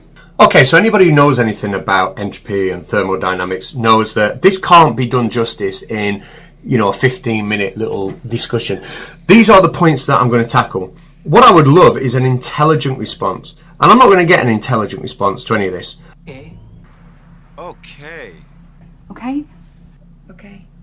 What I would love is an intelligent response. Okay. Like I said, this is just for you guys. But if I do, you know, if there is a flat earther out there that listens to what I say here and then wants to ask an intelligent question, then I will do follow-ups. Okay. For those of you who are out there who are brilliant at, you know, at your science and you want to leave extra stuff in the comments section, brilliant. But I am pitching this at a level where hopefully we can all just get it. Bring it on. And then we've got a reply we can give. Right. It's a big topic. So I'm going to start with what is pressure. So, pressure is defined as the force per unit area. So in other words, I have to have a force upon an area. And with gas pressure... Force upon an area. Yeah. Is that a container he's drawn on the page? Yeah. That's good. Good start. A container. Yeah. With a lid. Yeah. It's kind of in the word pressure, you know what I mean? It presses against it. Charlie Welsh is streaming with cats in 2 hours. Wow. I didn't know he's still around though. Probably, I think he's still with some trolls on my account though, but that's about it. Last time I've checked. This is my living room and these are the particles flying around. Gas pressure occurs when the particles bounce off the walls or bounce off the ceiling and they create a force. Please clap. Now the force, we can even calculate, it's the rate of change of momentum of each particle. Just throwing that in there for no reason really. But when they bounce off the walls, they create a force, and the force upon the area of that room will give us the pressure. We know at sea level the pressure we get is about 14.7 psi. Now, the thing is, and I've asked this to Anthony Riley, and the response was laughable. What if I'm talking about this point here, right above my carpet on the living room? What is the pressure at this moment, right there, right now? Are you kidding me? Well, right now, those particles are not colliding on anything. Yeah. What about the particles that are in there? Is it not colliding with them? He just literally said what pressure is, guys. And Yeah. he's in a room and he says colliding. Now he says, let's put a point here in the room that's already contained over a carpet. Now saying it's not colliding. Wow. Mental. It's just crazy.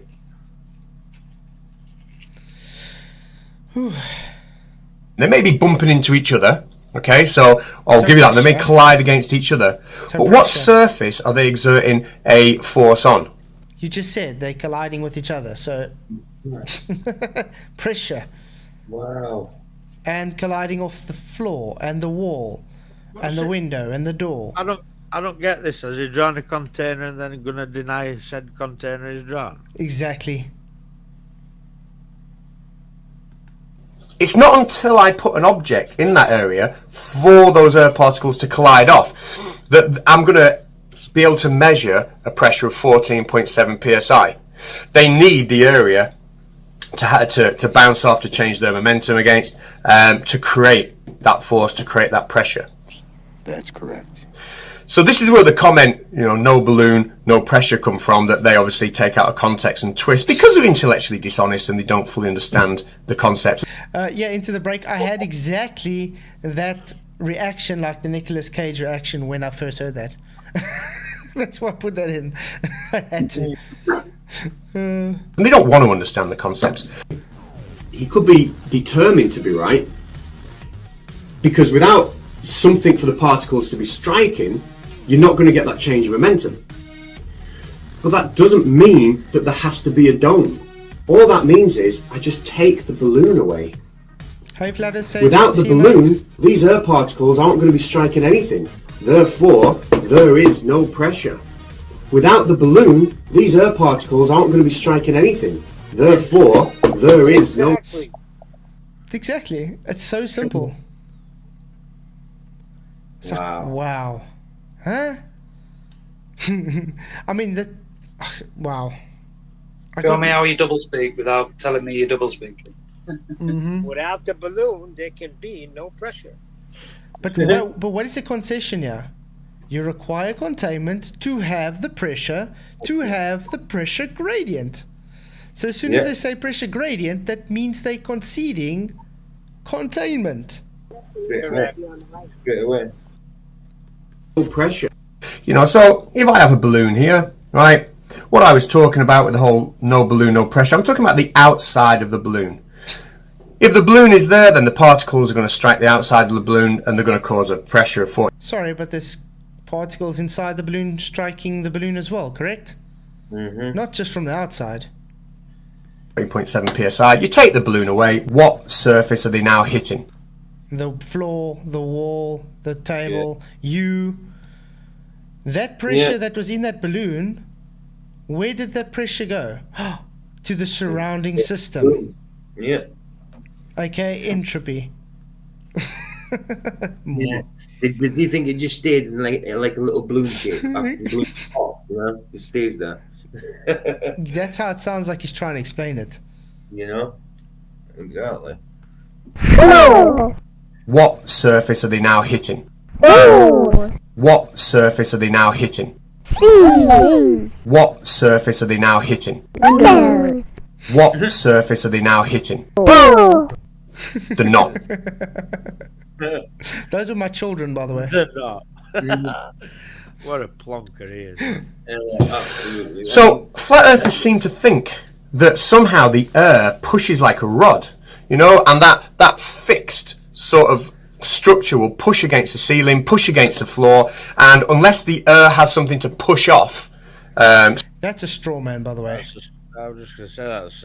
No one's made that claim. All different directions. blatant bullshit. Yeah.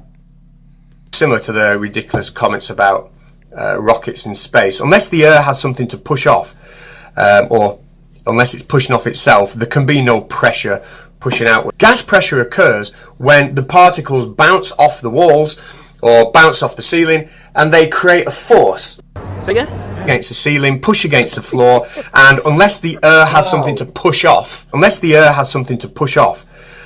or unless it's pushing off itself, there can be no pressure.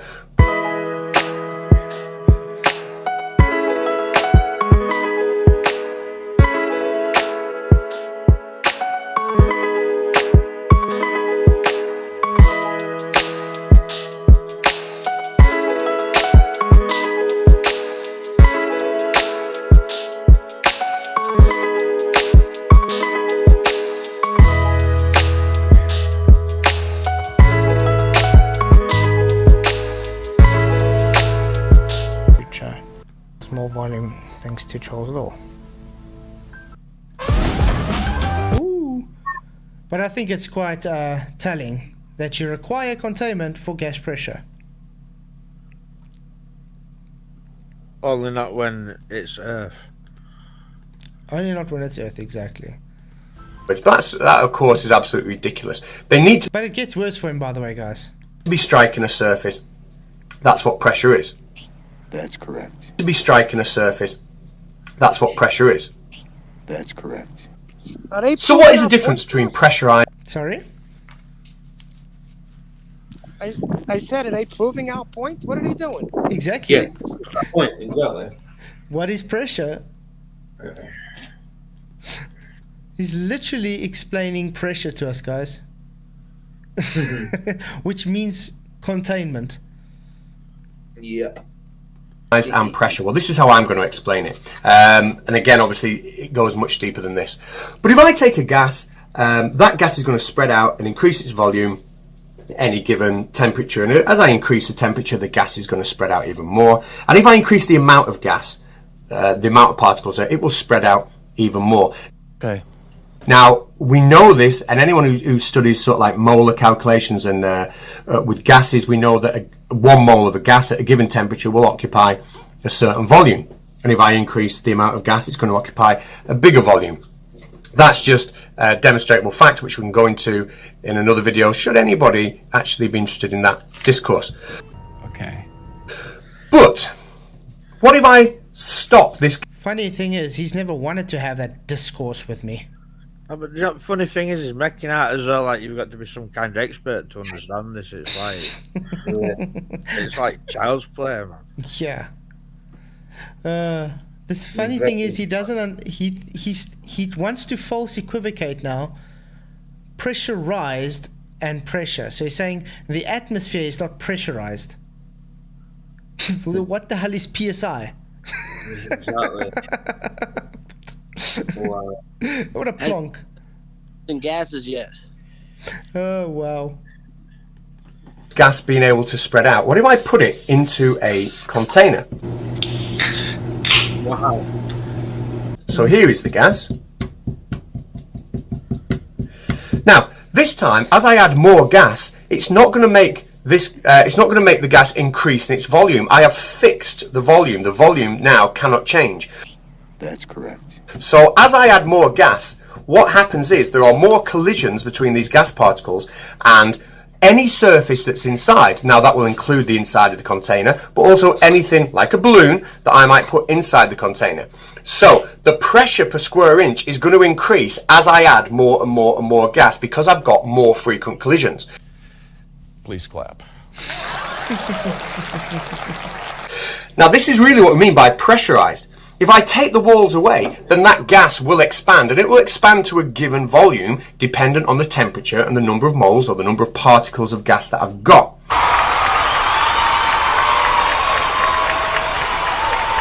Yes, baby. But to pressurize something, you fix the volume. Now, we all will have seen this relationship at some point at school. PV equals nRT. Some people will still be working with this now, but what this essentially tells us is that the pressure times the volume of a gas will equal the temperature times, now I'm not going to get heavy into this, but this basically tells us the number of particles of gas. Ideal gas laws. This is me explaining the Boltzmann ideal. Comes up to PV and RT.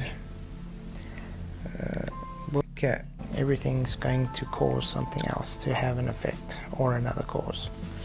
So, hey Jim Archer, one back to see you guys. If I increase the number of particles of gas and the temperature doesn't change, then the pressure is going to increase if the volume is fixed. So if I'm in a canister or a domed earth, for example, the volume is fixed, so the pressure is going to go up.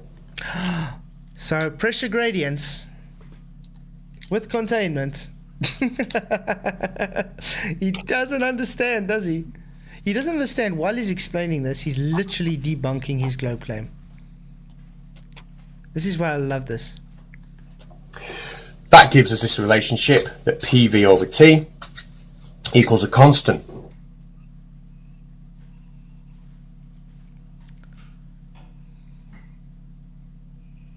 All right, now I can use either one of these formulas, but why is this important? Well, think about the Earth.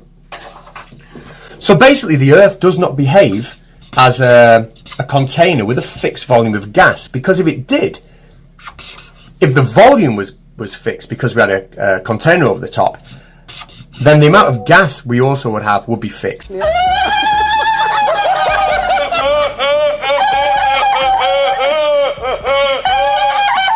So basically the Earth does not behave as a container with a fixed volume of gas.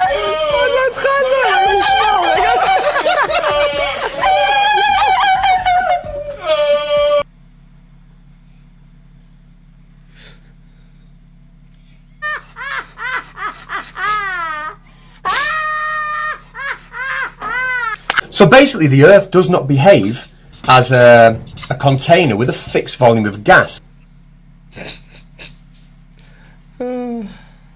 This was just too easy.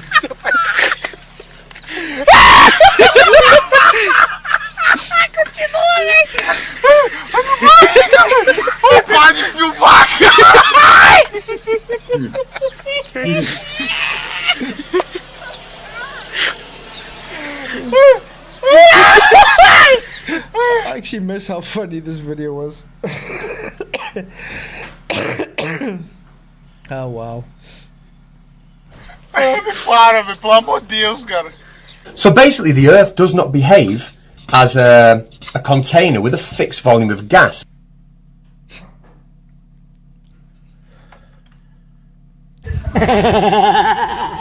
So basically the Earth does not behave as a container with a fixed volume of gas, and that would mean that the pressure is directly proportional to the temperature. So as the temperature would double, the pressure would double, but we don't see that relationship. We don't see huge changes in pressure at sea level as the temperature changes.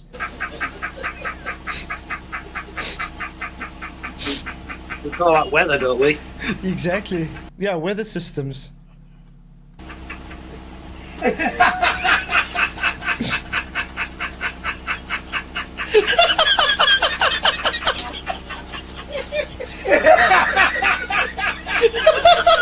We don't see huge changes in pressure at sea level as the temperature changes. Now, for those a little bit more advanced, we'd have to convert the temperature to Kelvin and not degrees. Again, if anyone's interested in that chat, if a flat earth wants to discuss this, I'll discuss it. Essentially, so gas pressure on Earth just does not behave like pressure in a container behaves. It just doesn't.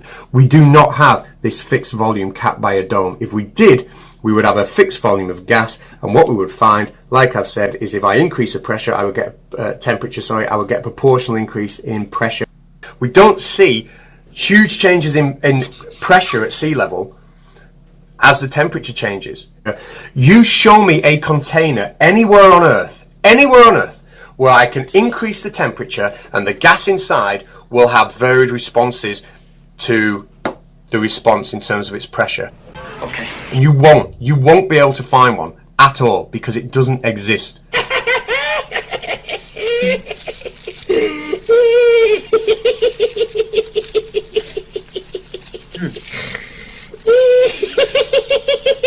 Is if I increase the pressure, I would get temperature. I would get a proportional increase in pressure.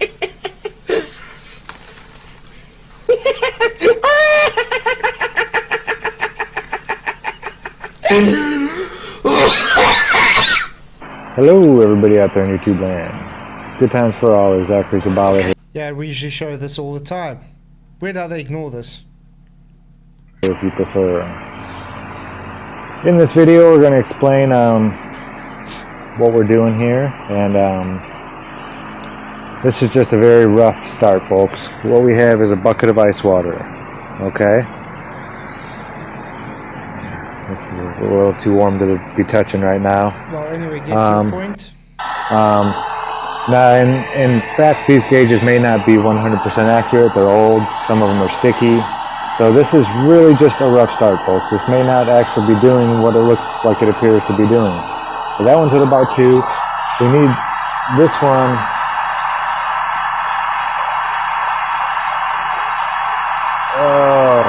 It appears it's at about 3. So we have,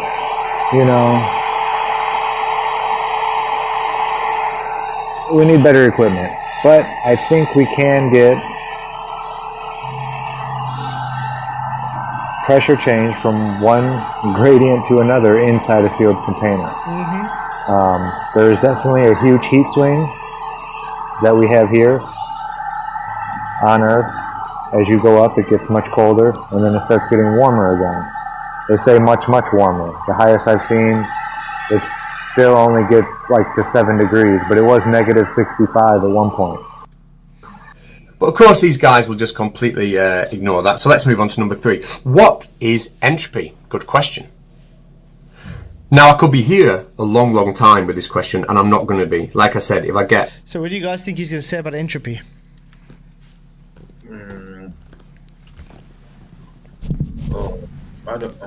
I don't know. I reckon he's got to get entropy right, but he's got to contradict himself. But well, I missed those laughs there. Point about that last thing about the gas balls.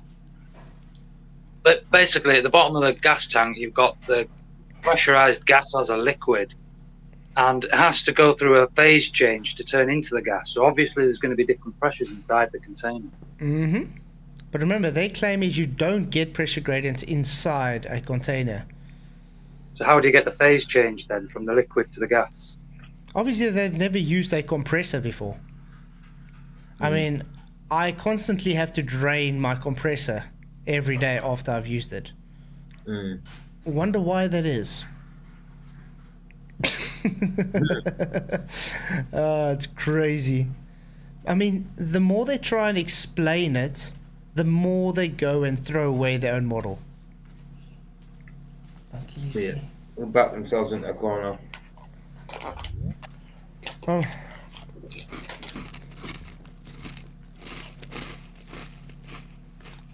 If I get sensible questions and requests based on this, I will do more. But essentially, all we need to know at this level at the minute is that it's to do with the spreading out. But it's not to do with spreading out of mass. And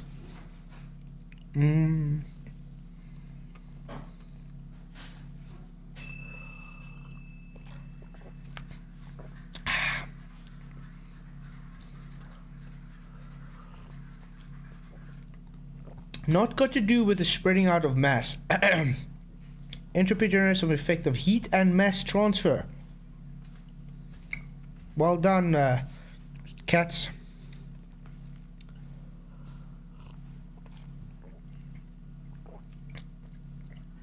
Chloe says the mass. this is what, again, flat earthers would have you believe. If I have lots of gas particles here, we do know they are going to spread out. But it's not the spreading out of the gas particles that follows entropy. What entropy is the spreading out of energy. If I take these gas particles... Spreading out of energy. It's got to do with the macro and micro states. You used work. So as they spread out, it's caused work. You've used it, energy used. So therefore it's... But remember, like Joule's free expansion, no energy change, just expansion of gases. But it gets worse. Spreading out. And I'm to measure not to kinetic or potential energy. What's going is on? to do with the spreading out. A lot of energy, but it's not to do with space. When they spread out, they are dissipating that energy spreading out. But it's not to do with spreading out of mass, and it's to do with the spreading out. But it's not to do with spreading out of mass, and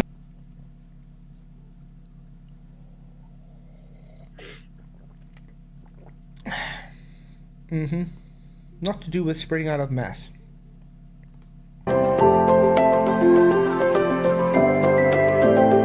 this is what, again, flat earthers would have you believe. If I have lots of gas particles here, we do know they are going to spread out. But it's not the spreading out of the gas particles that follows entropy. What entropy is the spreading out of energy. Then I have a lot of energy contained in a small space. When they spread out, they are dissipating that energy with them. What entropy is the spreading out of energy.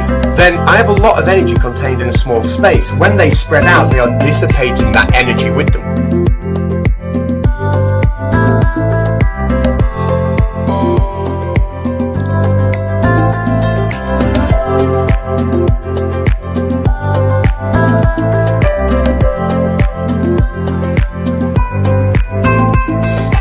This is quite plain and simple. Just like if you walk on snow, when you have snowshoes, you can walk on top. Robinson, and in this What Is video, we're going to investigate the state of matter called a gas. Gases are materials that have no definite volume and no specific shape. In other words, gases can easily flow into and take the shape of a container and will expand, redistributing themselves to evenly fill that container. Although there are many types of gases, there are a few characteristics that they have in common.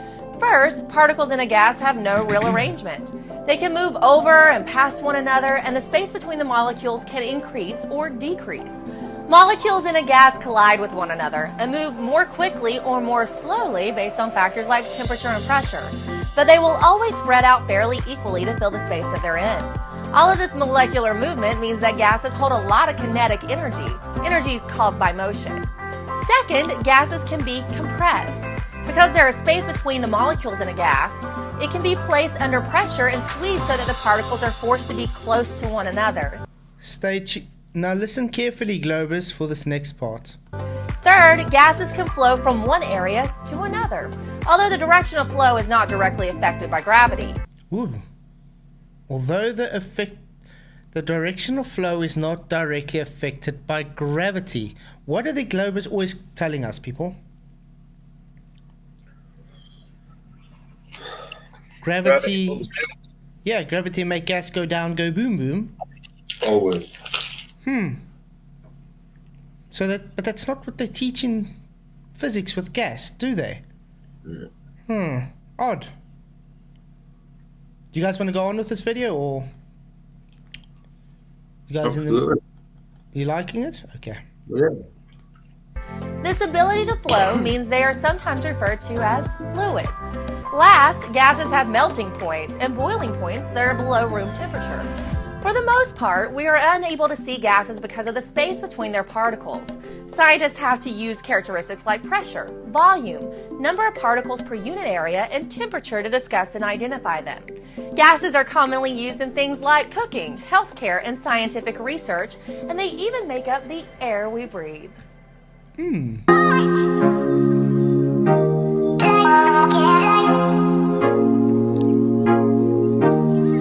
what do we see?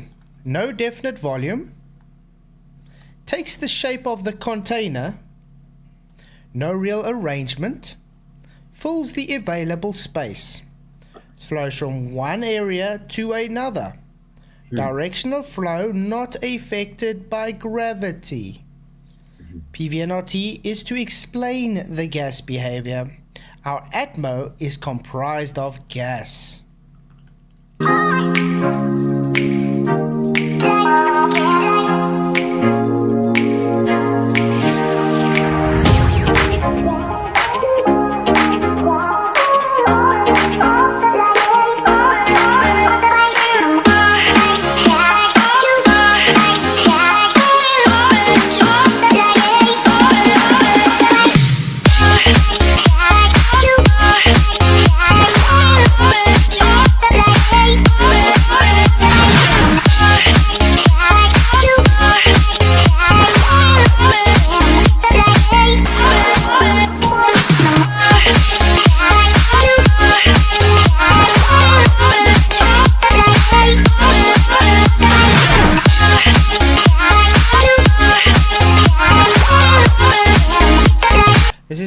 laugh when the people say, okay, what do you use to measure gas pressure? A barometer? So a container? I say, no, it's not a container. I don't know, since when is mercury in a tube not a container? Weird how that works.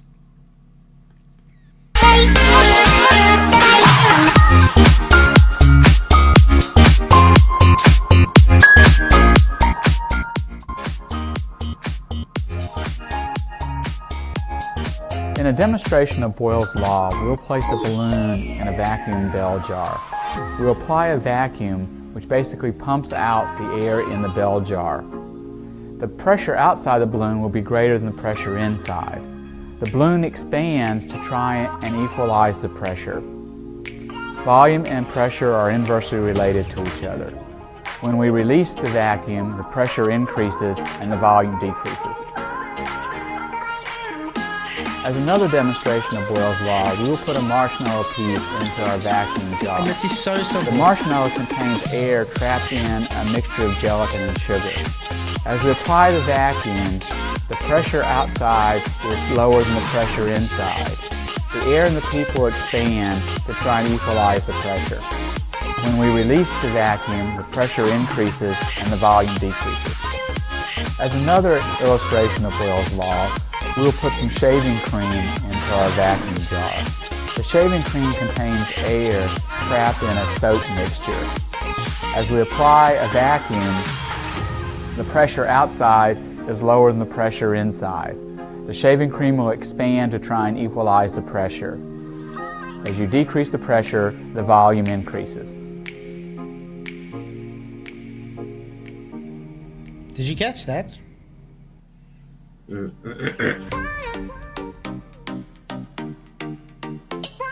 Now let us look at some examples of spontaneous changes and see how they are accounted for in terms of... Richie, well, I was nodding my head side to side with the music looked flat, and he was doing the same. Made me laugh. I always enjoy the music. The second law of thermodynamics. We'll take the simplest first and look at changes where only the entropy changes. Now, one, perhaps the simplest of all, these, is the expansion of a gas into a vacuum. I have in one of these bulbs some bromine, and in the other I have a vacuum. And if I open the tap between these two, you will see spontaneously the bromine rush from one to the other. Now that is the simplest change we can have, perhaps, because all that happens is a change in entropy. In this case, the expansion into a vacuum, nothing else is involved. There's no energy change, there's no temperature change, there's no change except entropy. So without the entropy concept, that would have been difficult to understand and difficult to account for.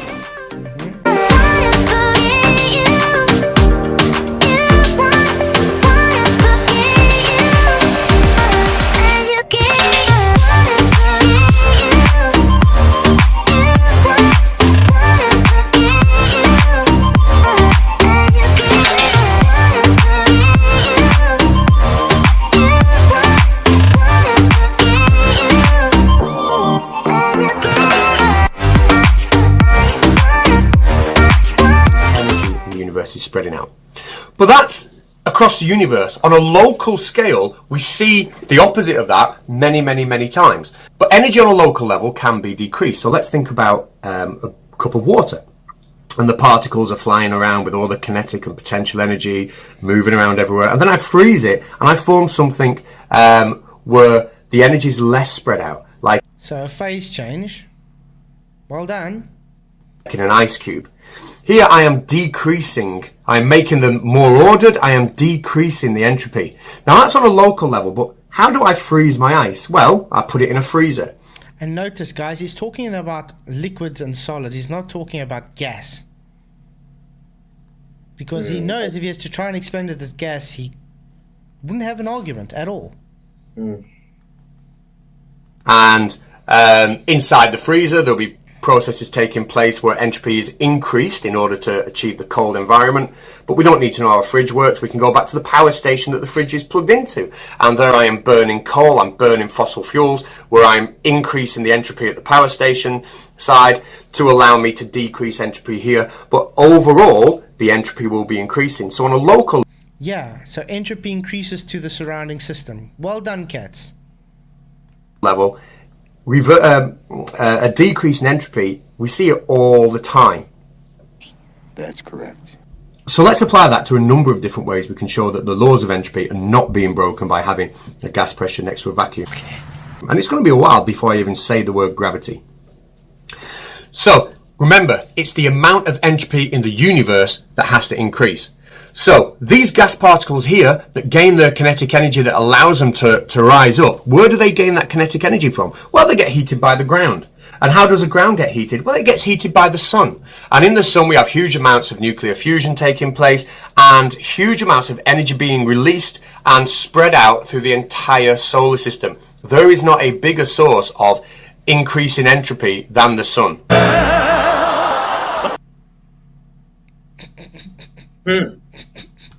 There's plenty of room for entropy to increase, and exactly that's what happened. The energy we get from the sun is of low entropy. Useful form, while the energy we radiate back out into space has as much higher entropy. The temperature of the sun is about 20 times the average temperature of Earth. And if that causes these gas particles to gain energy and rise, even if they don't suddenly jump off into the vacuum of space, the sun itself is showing that within the universe, entropy, or within our solar system at least, entropy is being increased. That's correct. But that's a really basic answer, so let's look a little bit further. So, why can the particles move? Well, the particles can move because they absorb heat energy, which is turned into kinetic energy. They get that from the ground, again, which comes from the sun, and as they rise with their kinetic energy, the temperature of the atmosphere starts to drop, and they radiate off some of that energy. They radiate off that heat energy in all directions, which would be an increase in entropy. And as they radiate out that heat energy in all different directions, they lose kinetic energy. Gas particles are in continuous random motion. Collisions between gas particles are completely elastic. In other words, there is no net loss or gain of kinetic energy when particles collide. The average kinetic energy is the same for all gases at given temperature, regardless of the identity of gas.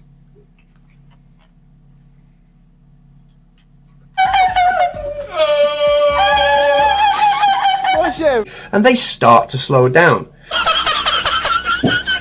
There is not a bigger source of increase in entropy than the sun. And because they start to slow down, when they hit something, they don't hit it with as big a force anymore.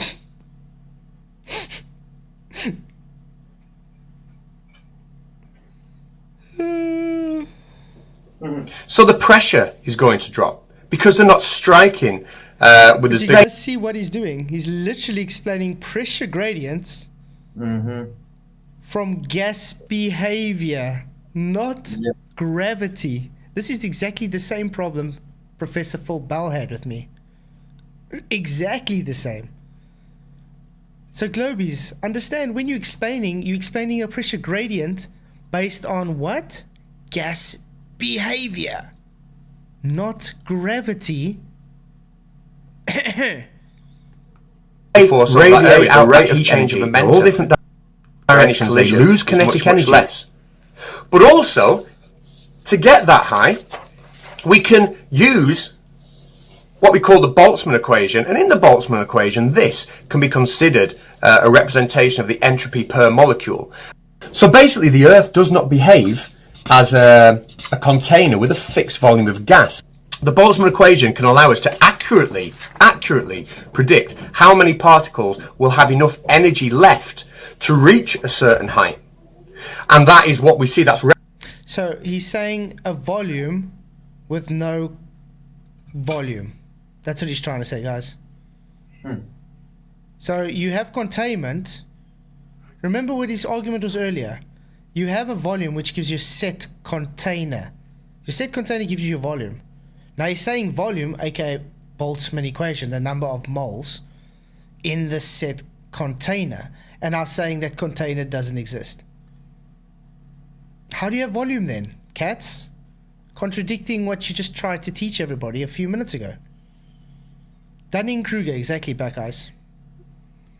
Represented by what we see in the real world. So basically the Earth does not behave as a container with a fixed volume of gas.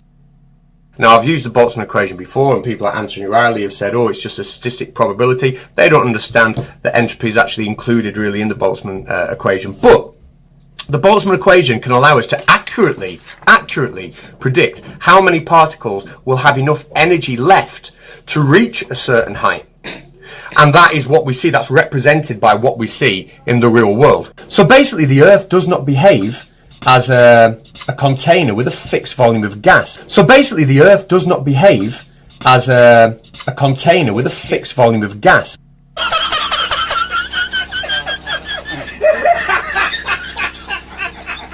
Uphill at a fairly exponential rate. So it's good stuff. Subscribe today to Flatzoid. Yeah, it was one of my oldies. Just had to show that. Okay, guys, I think we're probably going to have to end this for you tonight, and we'll have to go tomorrow. Because, wow, it's late. 10 to 12. Flatzoid, Yeah. did you remember to run my son's? Yes, I did in the beginning. You are the man. Definitely, yeah. We should actually set it again. Let's see if I can get the... No, don't worry about it. As long as you ran it. Yeah, no, definitely. Tomorrow's did. another day. But yeah, guys, please, what's his name again? Jelly? Space? Space Jelly Reviews. Jacob Cosentino and his cousin Christopher. Yeah. Space Jelly Reviews, guys. Please look up the channel and do subscribe if you haven't already. It's just to support his son to grow the channel so he can get YouTube to push out to the algorithm. Okay, so what was your guys' take on cats now? With this whole... Wow. I actually forgot about that. That was still one of my favorite videos actually I made. Yeah, Cat's just the same as normal. He's a know-it-all that doesn't actually know it all. I once said that to one. I once said that to him, and he used it back on me. Yeah, I says yeah. But yeah. I mean, sometimes Cat he talks a good one, but he's just the same as the rest at the end of the day. I'm sure he understands it. He's lying to himself and lying to everybody else, I think. Exactly. So yeah, guys, thank you for your super chats. Really appreciate it. Woo. So yeah, you guys have any closing statements? We'll carry on with this video tomorrow from the 27 questions. It's 12 o'clock now. I gotta go sleep. Yeah, I mean, it took 40 minutes to even think about answering the first one, and we didn't even get through it. So yeah, I didn't think we were going to get that far. But yeah, he's done as well as Andrew at the minute. Not too well at all. Sleep's overrated, Flatzoid. Yeah. I got work in the morning. I'm glad I figured out how to get on board. Oh, it's good to have you here, mate. Really appreciate you coming on. Coral Opera says I've subbed to Space Jelly Reviews. Awesome. Shotman and Rachel's put the link there in the chat. Thank you guys. Really, really appreciate it. So yeah, I'm gonna say night. Really appreciate everybody coming in. The votes ended up with 92 votes. Limey got it right. 48% say yes and 52% say no. But yeah, I'm definitely gonna say Limey did. He got. I don't know. He wasn't even in the same ballpark. So thank you guys all for coming. Really appreciate it. Please hit the likes if you haven't already. Share the show, and thank you for all the super chats, all the support. You guys rock. I'll see you all tomorrow evening with part 2 of the Limey Tries to answer the 27 questions. Till tomorrow, may the pressure be with you. Blessings.